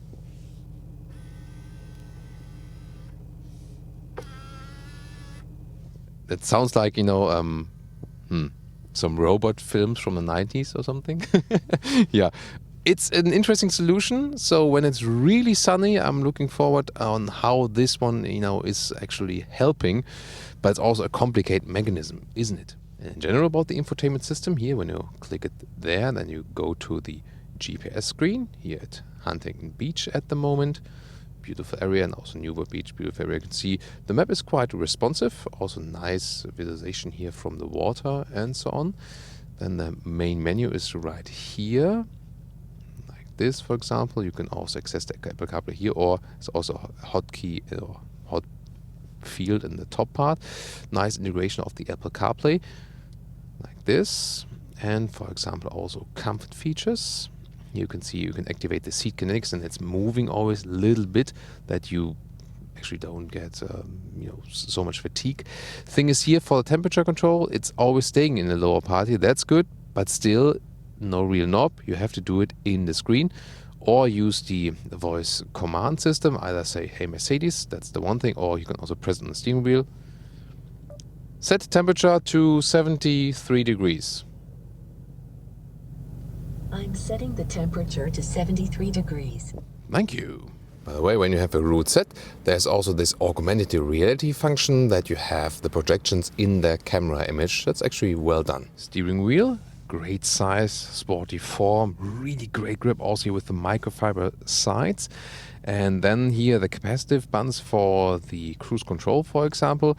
Again, this is not easy to control that while driving. Also for controlling the instruments, you sometimes just are mistaken in what you are doing. So the user interface not that good in this case. What's good is that, well, you can change the sound here, for example, oh, boom, boom, boom, boom, on the left side. And the cool thing here for the drive mode selector, we know it from Porsche, this is really easy solution to go to, for example, Sports Plus mode here directly at the steering wheel. This is good user interface, but it's also something you can actually turn yourself and have a haptic feedback, unlike the other things. However, then again, here the shifting pedals, they are actually quite fancy again for this MCT multi-clutch transmission. In the digital instruments, you can also have the map full screen as you saw, but you can pick here, for example, a super sport gauge. It's a little bit overloaded as for the information you get, I think. And you also have to control it with the capacitive buttons on the steering wheel. So again, here especially the instruments interface is not that easy to control. Head-up display is actually quite cool. Here you can see also that you have nice GPS commands. The door handles fold out here when you open the vehicle. With the key it's quite easy, but usually it's also supposed to work here. Now it works, and then when you press like here, that it's open. But sometimes, not the good door closing sound. But that's no wonder, in the convertible. But sometimes it doesn't work, and then you might up ending, when it's closed. Sometimes you like, what's going on and so on.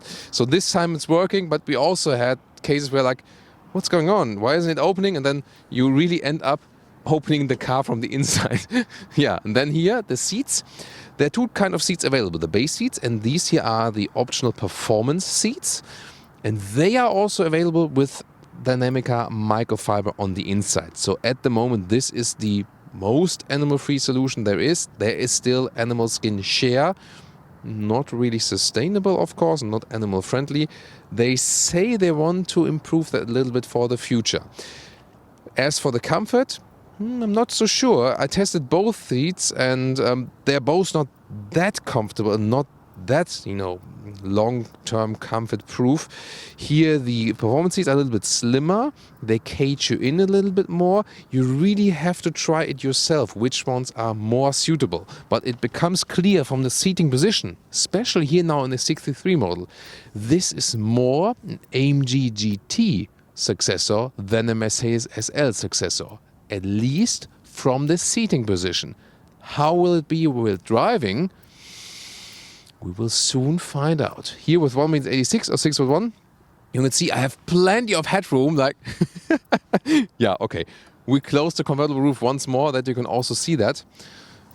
Place the key in the marked space. See operator's manual. So we have to put the key here on the middle console. Wow, now the engine came to life magically. Here, by the way, in the middle console, you can see here, slide this one open. Smartphone, either cable or cable-free connection, both available for Apple CarPlay, Android Auto, cup holders. And then here in the middle part, some more space and more USB-C connectors. And now let's close the convertible roof once more. So we're opening and closing it all day, all night, to see about the headroom. Is it working? Yeah, it's working. Here we go. You see once again this Z folding mechanism. Here we go. And now, once again, here, 1m86, 6'1".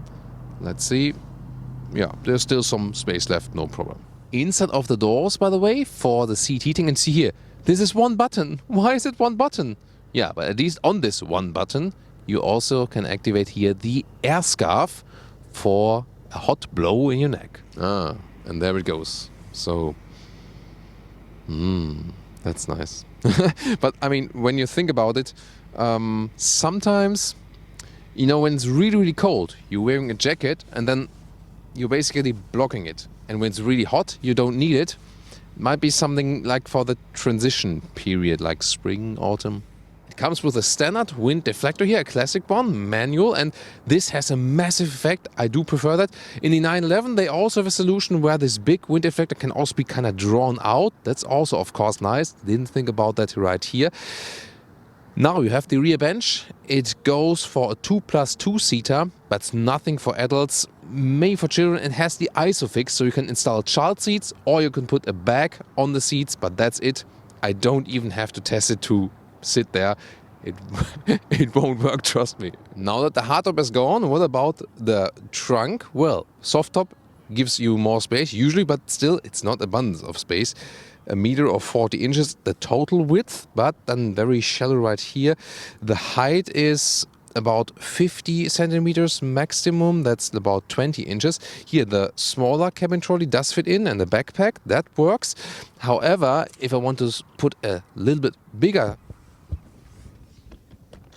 see, that does not work.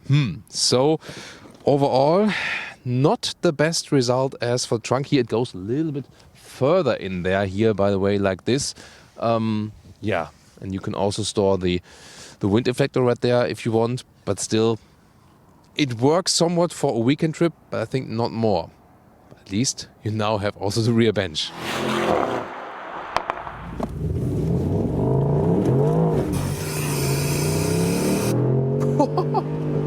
What was that? Yeah, that was Sport Plus mode, and although we have all-wheel drive, we clearly saw that this one here has a strong wheel bias, definitely. Whoa, but what was this strange sound? Did I turn up the radio while accelerating or something? Play bit not active? Maybe scroll back. There was this like a sound from the infotainment system. Really strange, wasn't it? Did you also notice that? Strange. Yeah, but wow, really sporty. The rear axis steering also gave me more agility, and this was a really strong acceleration. But clearly, I mean, the road is a little bit wet, yes.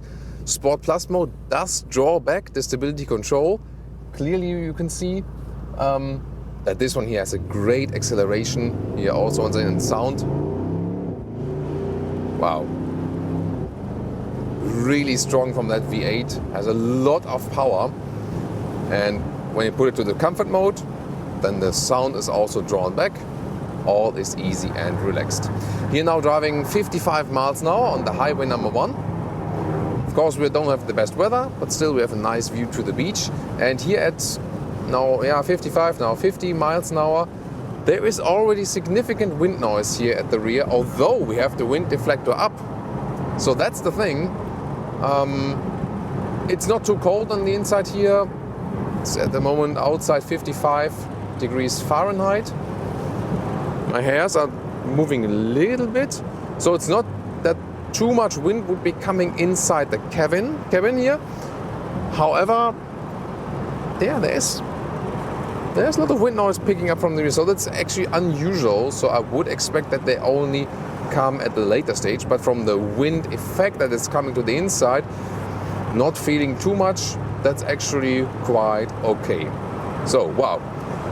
Yeah, that's a very dynamic start to the whole thing. It shows it can still be driven really rear-wheel biased, although it is all-wheel drive now. Still, you get the power better to the ground, and when you're on the Sport Plus mode, you see it's still like, you know, very aggressive vehicle. And indeed, that is not so much Mercedes SL, that is more AMG GT. And if I really compare these, you know, predecessor Mercedes SL and also the most recent AMG GT Roadster, this one feels so much more like the AMG GT Roadster, so definitely true AMG genes. Suspension wise, it's not uncomfortable actually, it's doing a good job. It's the adaptive suspension right here. And this actually also, when we have some bumps in the road and so on, it's no problem at all. However, the seating position itself, definitely sports car alike. Right, we close the roof and 40 to 70 miles. Plop, that's it. Yeah, that went quick. And of course, in this case, it's a safety thing to have so much horsepower to get on the on the highway in the proper way, right? And in a safe way, definitely.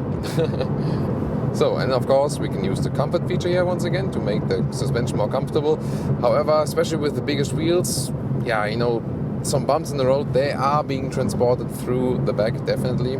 Soon more open top riding, even more fun winding roadway. Here I also want to show with closed top, it has this 3-layer top, and it's not the most silent car overall, but it doesn't make a difference if you would have the soft top or the hard top, because the soft top is really very well insulated. So the noise you hear is more, you know, through the windows and not through the top. On the top, through the soft top, it's hardly anything you hear. It's a very cozy feeling. And here on the highway, by the way, you also set the cruise control, and the car is also keeping us in the lane. It has this active lane keeping assist. So assistance systems wise, everything also has a great flawless integration. There's also the blind spot monitor available. Let's see if we can cause it to activate. Let's put it to the middle lane, and yeah, there it is. You see the red triangle, maybe, not sure if any camera catches that, red triangle, there it is, and that's warning me then that there's a car approaching.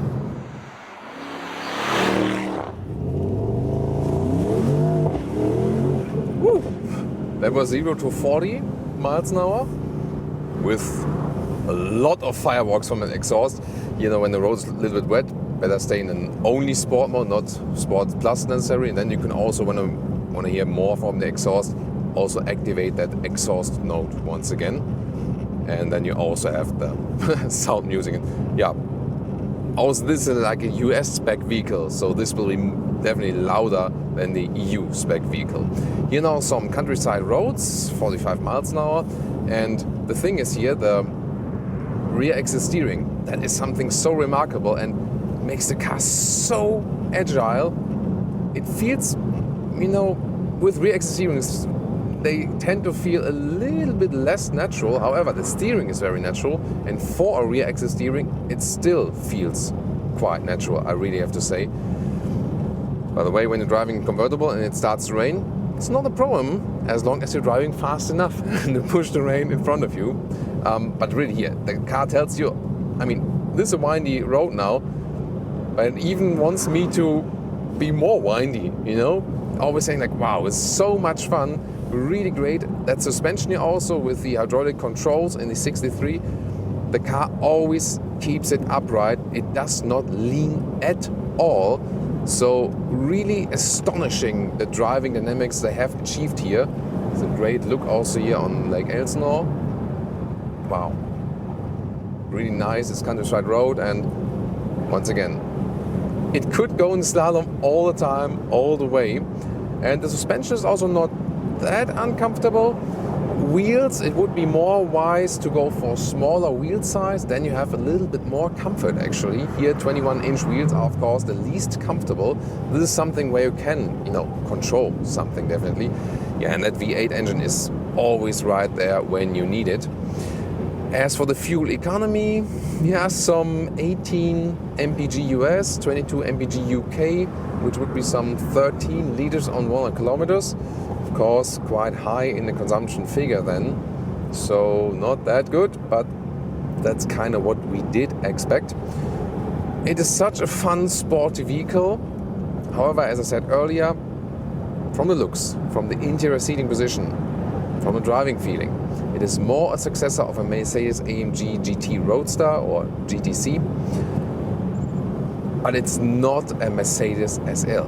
This is not a Mercedes SL. Really have to say that. There have always been AMG versions, yes, but the core Mercedes SL does offer you some sporty fun, yes, but it is the comfortable, elegant cruiser. This one still has elegance on the outside, although it's more aggressive. But driving-wise, it doesn't have this elegance that the SL actually had. So, yeah, in this case a little bit disappointing. However, if you want that sporty attitude, and if it's more towards the Porsche 911, yeah, that's correct, you know. It's more Porsche 911 competitor now. But so far the SL was more like standing for its own, you know what I mean? So that's the thing. What a great, fun, agile sports vehicle now, but no SL. So I got myself this AMG GT with the hybrid drivetrain to move it around here all silently. But then I thought, the hell with silence.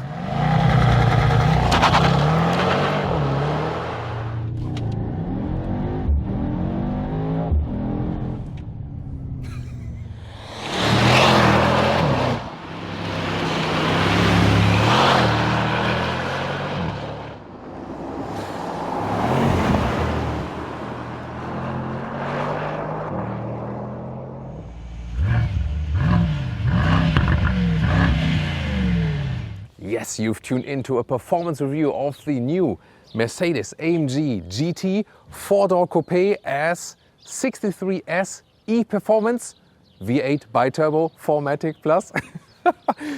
Yeah, it's really that long, that name. Maybe we just say AMG GT Hybrid or something. Well, we directly start here in the front with the typical vertical fins, AMG styling, Panamericana grille, where the lower part is wider than the upper part, sporty accentuations in the lower part, in this case also multi-beam LED with high beam performance, interesting daytime running light here as well, striking red color. And you see here that the AMG vehicles have this cut-in hood style, which makes it even more aggressive appearance. Well, what do you get? The 4-liter V8 bi-turbo, but then in this case combined with an electric drivetrain. Soon all the deeds in the cutaway model, something already right now, 840 horsepower, 1,400 Newton meters of torque, and the acceleration figures will be less than 3 seconds to 1 kilometers or 62 miles an hour, and less than 10 seconds to 200 kilometers an hour or 125 miles per hour. 4 meters 05 or 198 inches, really full-size 4-door coupe. Look at that falling roof line here. This is so beautifully stretched indeed. We have in this case also carbon fiber accentuations in the lower part. This is just a pure design element, by the way. However, aerodynamic styling here for the wheels. These are the option 21-inch wheels. Standard would be 20-inch. In this case, I mean, design-wise, definitely such a sporty look here. Also with the night package, black side mirror caps and also black frame around. What do you think design-wise? Tell me in the comments. Well, at the rear, most spectacular is this retractable wing. That looks fancy, doesn't it? This is the one which also has the elegant function, so to speak. There is also one with the aerodynamics pack, which has the fixed wing. You can see it later on the racetrack in the car that is driving in front of us, actually. Here, the rear, really seamless integration of everything, especially when the wing is down. Then here the dark styling of the AMG and the Mercedes badge. Lower part, carbon fiber use here in this trim. And Autogefühl fake exhaust police gives fake exhaust alert, because the outer tip is just beauty. The real ones are then on the inside. Whoa, and you gotta check it out how this vehicle looks like from above, how the design works already from here. You might remember that Ian Callum, famous designer, has always paid a lot of attention that the cars look great from, perspective from above. That was kind of like his signature move. Obviously, Mercedes head of design Gordon Wagner also paid attention to this, especially with this model. And as another color choice, we also have a GT silver car for you, and also very interesting. This has a brighter look overall, not these dark accentuations from the night pack, and we can especially see that here. Also just the side mirror caps in vehicle color and also chrome frames around the windows. To me, this is a less sinister look indeed. Also here the lower part with chrome. I rather prefer a bright styling always, not like this really dark look. But what about you? Which one would you actually go for? I think, not sure if I would go for the silver, but it's a very beautiful color indeed. Also the hip area shines really much in that silver color. But I would definitely go with the bright look without the night package, and then yeah, maybe a Thomas Blue exterior color or something. Key fob with AMG badge front and rear. And door closing sound, frameless doors. That's what, that wasn't a door, it was like a door squeaking above there. Interesting coincidence. Once again, door closing sound. Yeah, not too good because of the frameless doors. There are some examples where it's still good. I mean, it's not too bad for a frameless door, definitely. And what's really cool, we have here the microfiber trim. Nice with sporty red contrast stitches and no black panel lacquer but more carbon fiber. Yay, way to go. And also the Burmester sound system with a great sound. Then that sporty interior with recommended microfiber grip here. They are thinking also to offer it completely in microfiber. Then the AMG style with 2 horizontal fins, recently updated for most Mercedes models because hashtag capacitive BS buttons. They look cool but hard to control. Most important here is that you have the driving mode selector here, and we're going to talk about these different driving modes while driving, of course. Seats, either normal sport seats or here the performance seats. They are even a sportier, even slimmer. In most cases the normal sport seats will be more comfortable, but also important that we here also have the Dynamica microfiber trim. They bring more comfort and also they are more breathable in summertime. So check out on your market if you can get the microfiber seats as well, depending on maybe for normal sport seat or here for the performance seat. But considering it looks so performance-y or so performant, it's actually not too bad because it takes some weight from the shoulders off the lower lumbar area, and that's why it's kind of okay. One is a 6 or 6'1", and that still leaves some headroom. You can also electronically adjust that steering wheel, and yeah, everything is set on race pace. In the front here, the 2-door and the 4-door version of the AMG GT are not too different. That's why you also have these special gauges here in that middle console. Like here you can pick the driving modes, but it's actually better to be done on the steering wheel. Also here for suspension settings and so on and so on. Drive selector is a little bit, could be a little bit more forward actually, so you have to reach down here then for that. This is then the AMG drive selector. On the left side you have also volume control. So these are the special gauges you only see here in this model and also in the 2-door version. The Dynamica microfiber on the seats, by the way, available both here for the performance seat and also for the normal sport seat, which is a little bit thicker as for the bolstering. However, if you want to go animal free, you have to go for 43 or the 53 model, because then also the outside part is article leather red. In this case, with all the 63 models, it is from animal skin. Price and comfort wise, indeed, it of course makes more sense to go for a 43 or 53 model. Special to this e-performance version is electric mode, if you want to drive pure electric. Not for long though.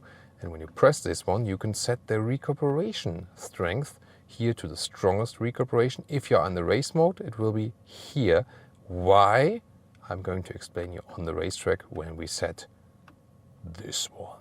The interior, more carbon fiber, dual screen setup, classic MBUX unit, not like with the all new EVs, and still manual climate unit. I like to have this mix of new gauges and still real buttons to control, and more carbon fiber covers right here. That's pretty cool because you see hardly any black panel lacquer. This is the cup holders, 2 USB-C chargers, but the real connector is actually then further down.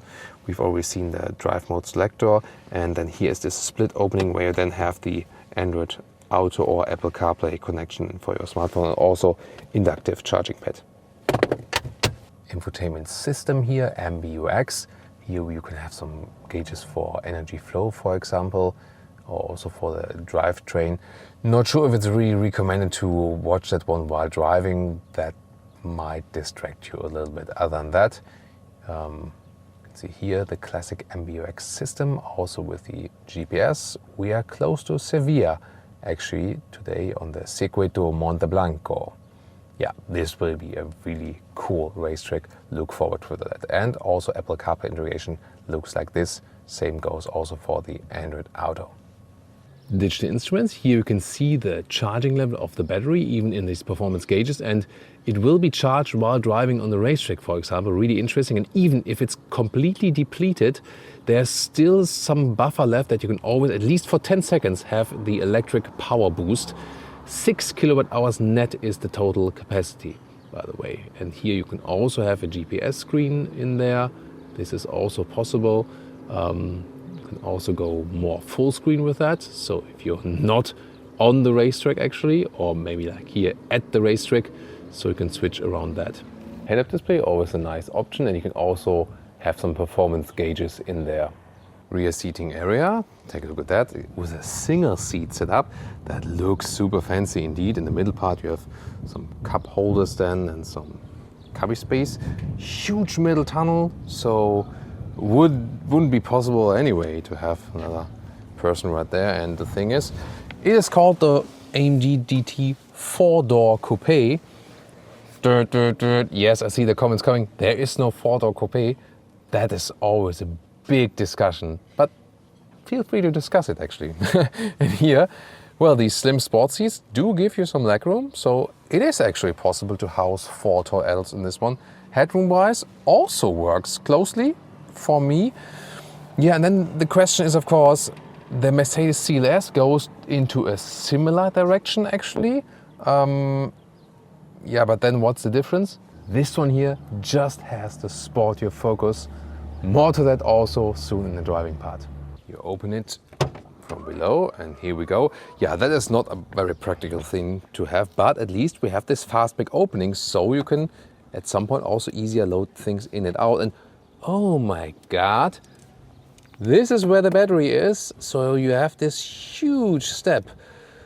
Whew, that's a big downside for the everyday practicability. Definitely is. Would that be worth to you?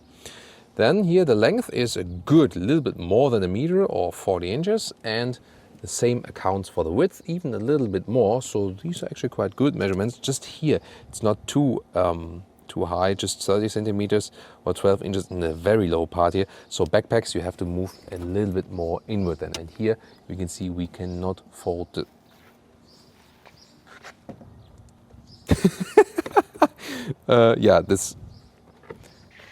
there you see, by the way, also where the recharging possibility is. If it will be recharged quite frequently, that is doubtful. But we wouldn't be Autogefühl if we didn't go the extra mile for you to find out more about, well, here another vehicle where you can fold the rear seats, release it from the trunk like this and this. I have to push it through like this, and the middle part stays.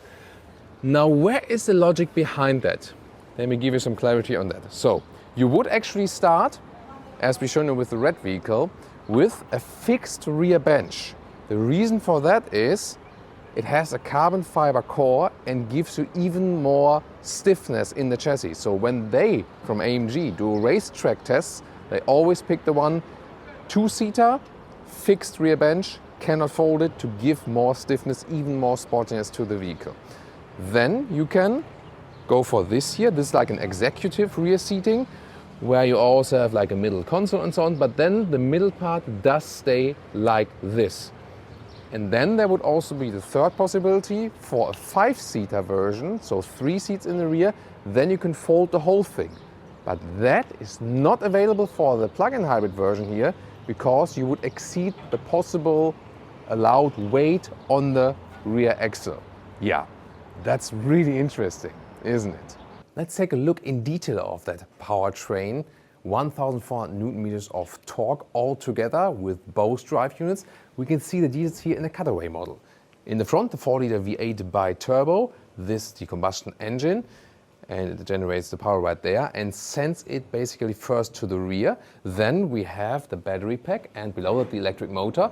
It also generates the power right there, and then they gather actually here, and together all of that power is then together sent to the wheels. That's how it works.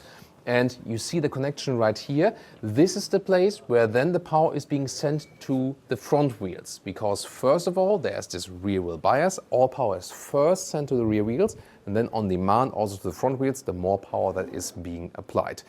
Sounds a little bit complicated, but we'll see on the racetrack how it will be in real life. So what exactly is Formula One technology here in the car? Well, it begins right here.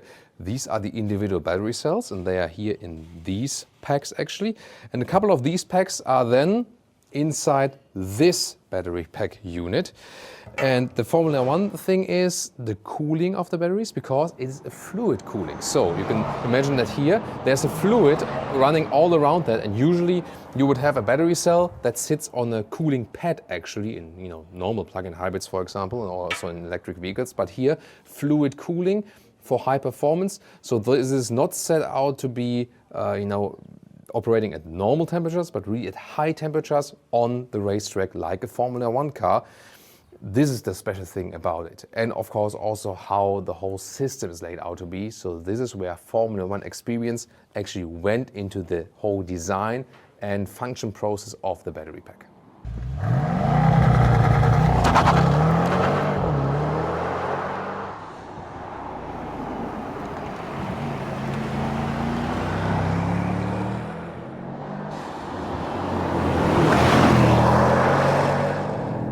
All right, everyone. Woo!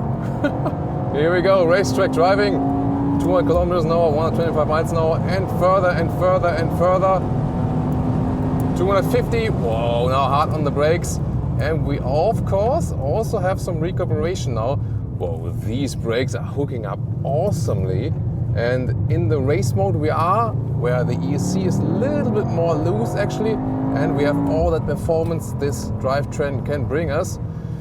In the race mode we have also slight recuperation. They didn't put it to the fullest recuperation because the brake blending, so the transition between recuperation and the normal brakes, supposed to be better than when it's just slight recuperation and not the full recuperation. However, I already saw the more we drive in the racetrack, the more battery power we gain, actually capacity inside the battery, because we are actually charging the battery while driving still. And I mean, this car is really heavy. It's almost 2.5 tons. He had gained around 500 pounds or 240 kilograms with that battery plus the electric drivetrain. But we have, really a little bit around, we have actually better weight distribution here in the hybrid model in comparison to the non-hybrid model. We have 50-50 distribution front and rear axle. Wow. Great performance, look at that. And we're already once again over 200 kilometers an hour, 125 miles an hour, this straight here. And it doesn't feel that fast. Good noise insulation actually, we have to say. And because of that long wheelbase of that vehicle, here in these corners, we have the rear axle steering, which is standard for the car. That helps us definitely getting it around. But due to the long wheelbase, this car feels also really settled on the road. And of course, you do feel the weight in comparison to a lightweight sports car. It pushes you outside of the corners, no doubt. But for a car of that size, of that length, I can't believe how agile we can drive it. It's amazing. Once again, rear axle steering, then that really good weight distribution. Of course, also the suspension, stiffer now here in the dynamic mode, air suspension as standard, and wow. I mean, the balance of the car, steering are also really crisp and direct. Yeah, I can just stress that. Of course, a lightweight, pure sports car is more fun at the racetrack, but considering the dimensions of the vehicle, I can't believe how agile we can move it around here. Depending on the racetrack, the performance version, the e-performance version, will be better if there are more straights like this. Then it will also be giving you faster lap times than with the normal combustion engine version of the 63 S.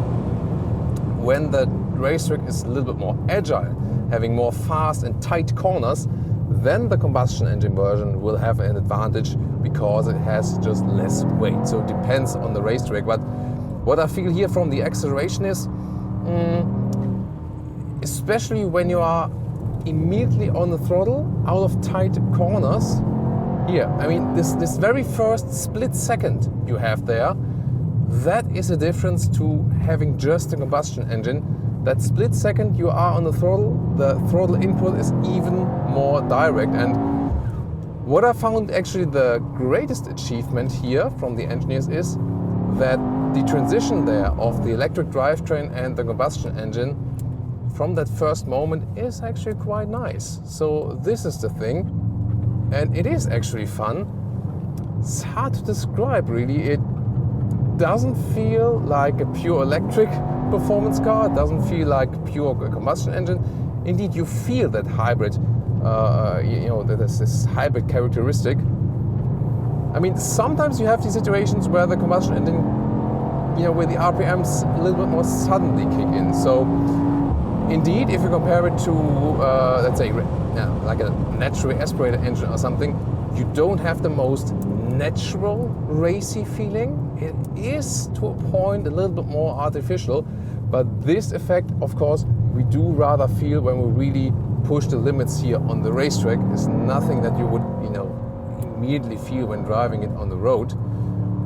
Definitely super interesting how they brought this Formula One tech, how we can drive with something that Lewis Hamilton is actually using. You can also use that yourself in a street legal car. So really having a lot of fun, but you can't deny the weight, can't deny that fact.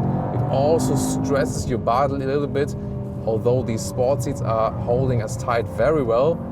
Can't deny the fact that the weight is there, and if you want to have most fun, you would still go for a lighter sports car. However, impressive of what this car is nevertheless capable of.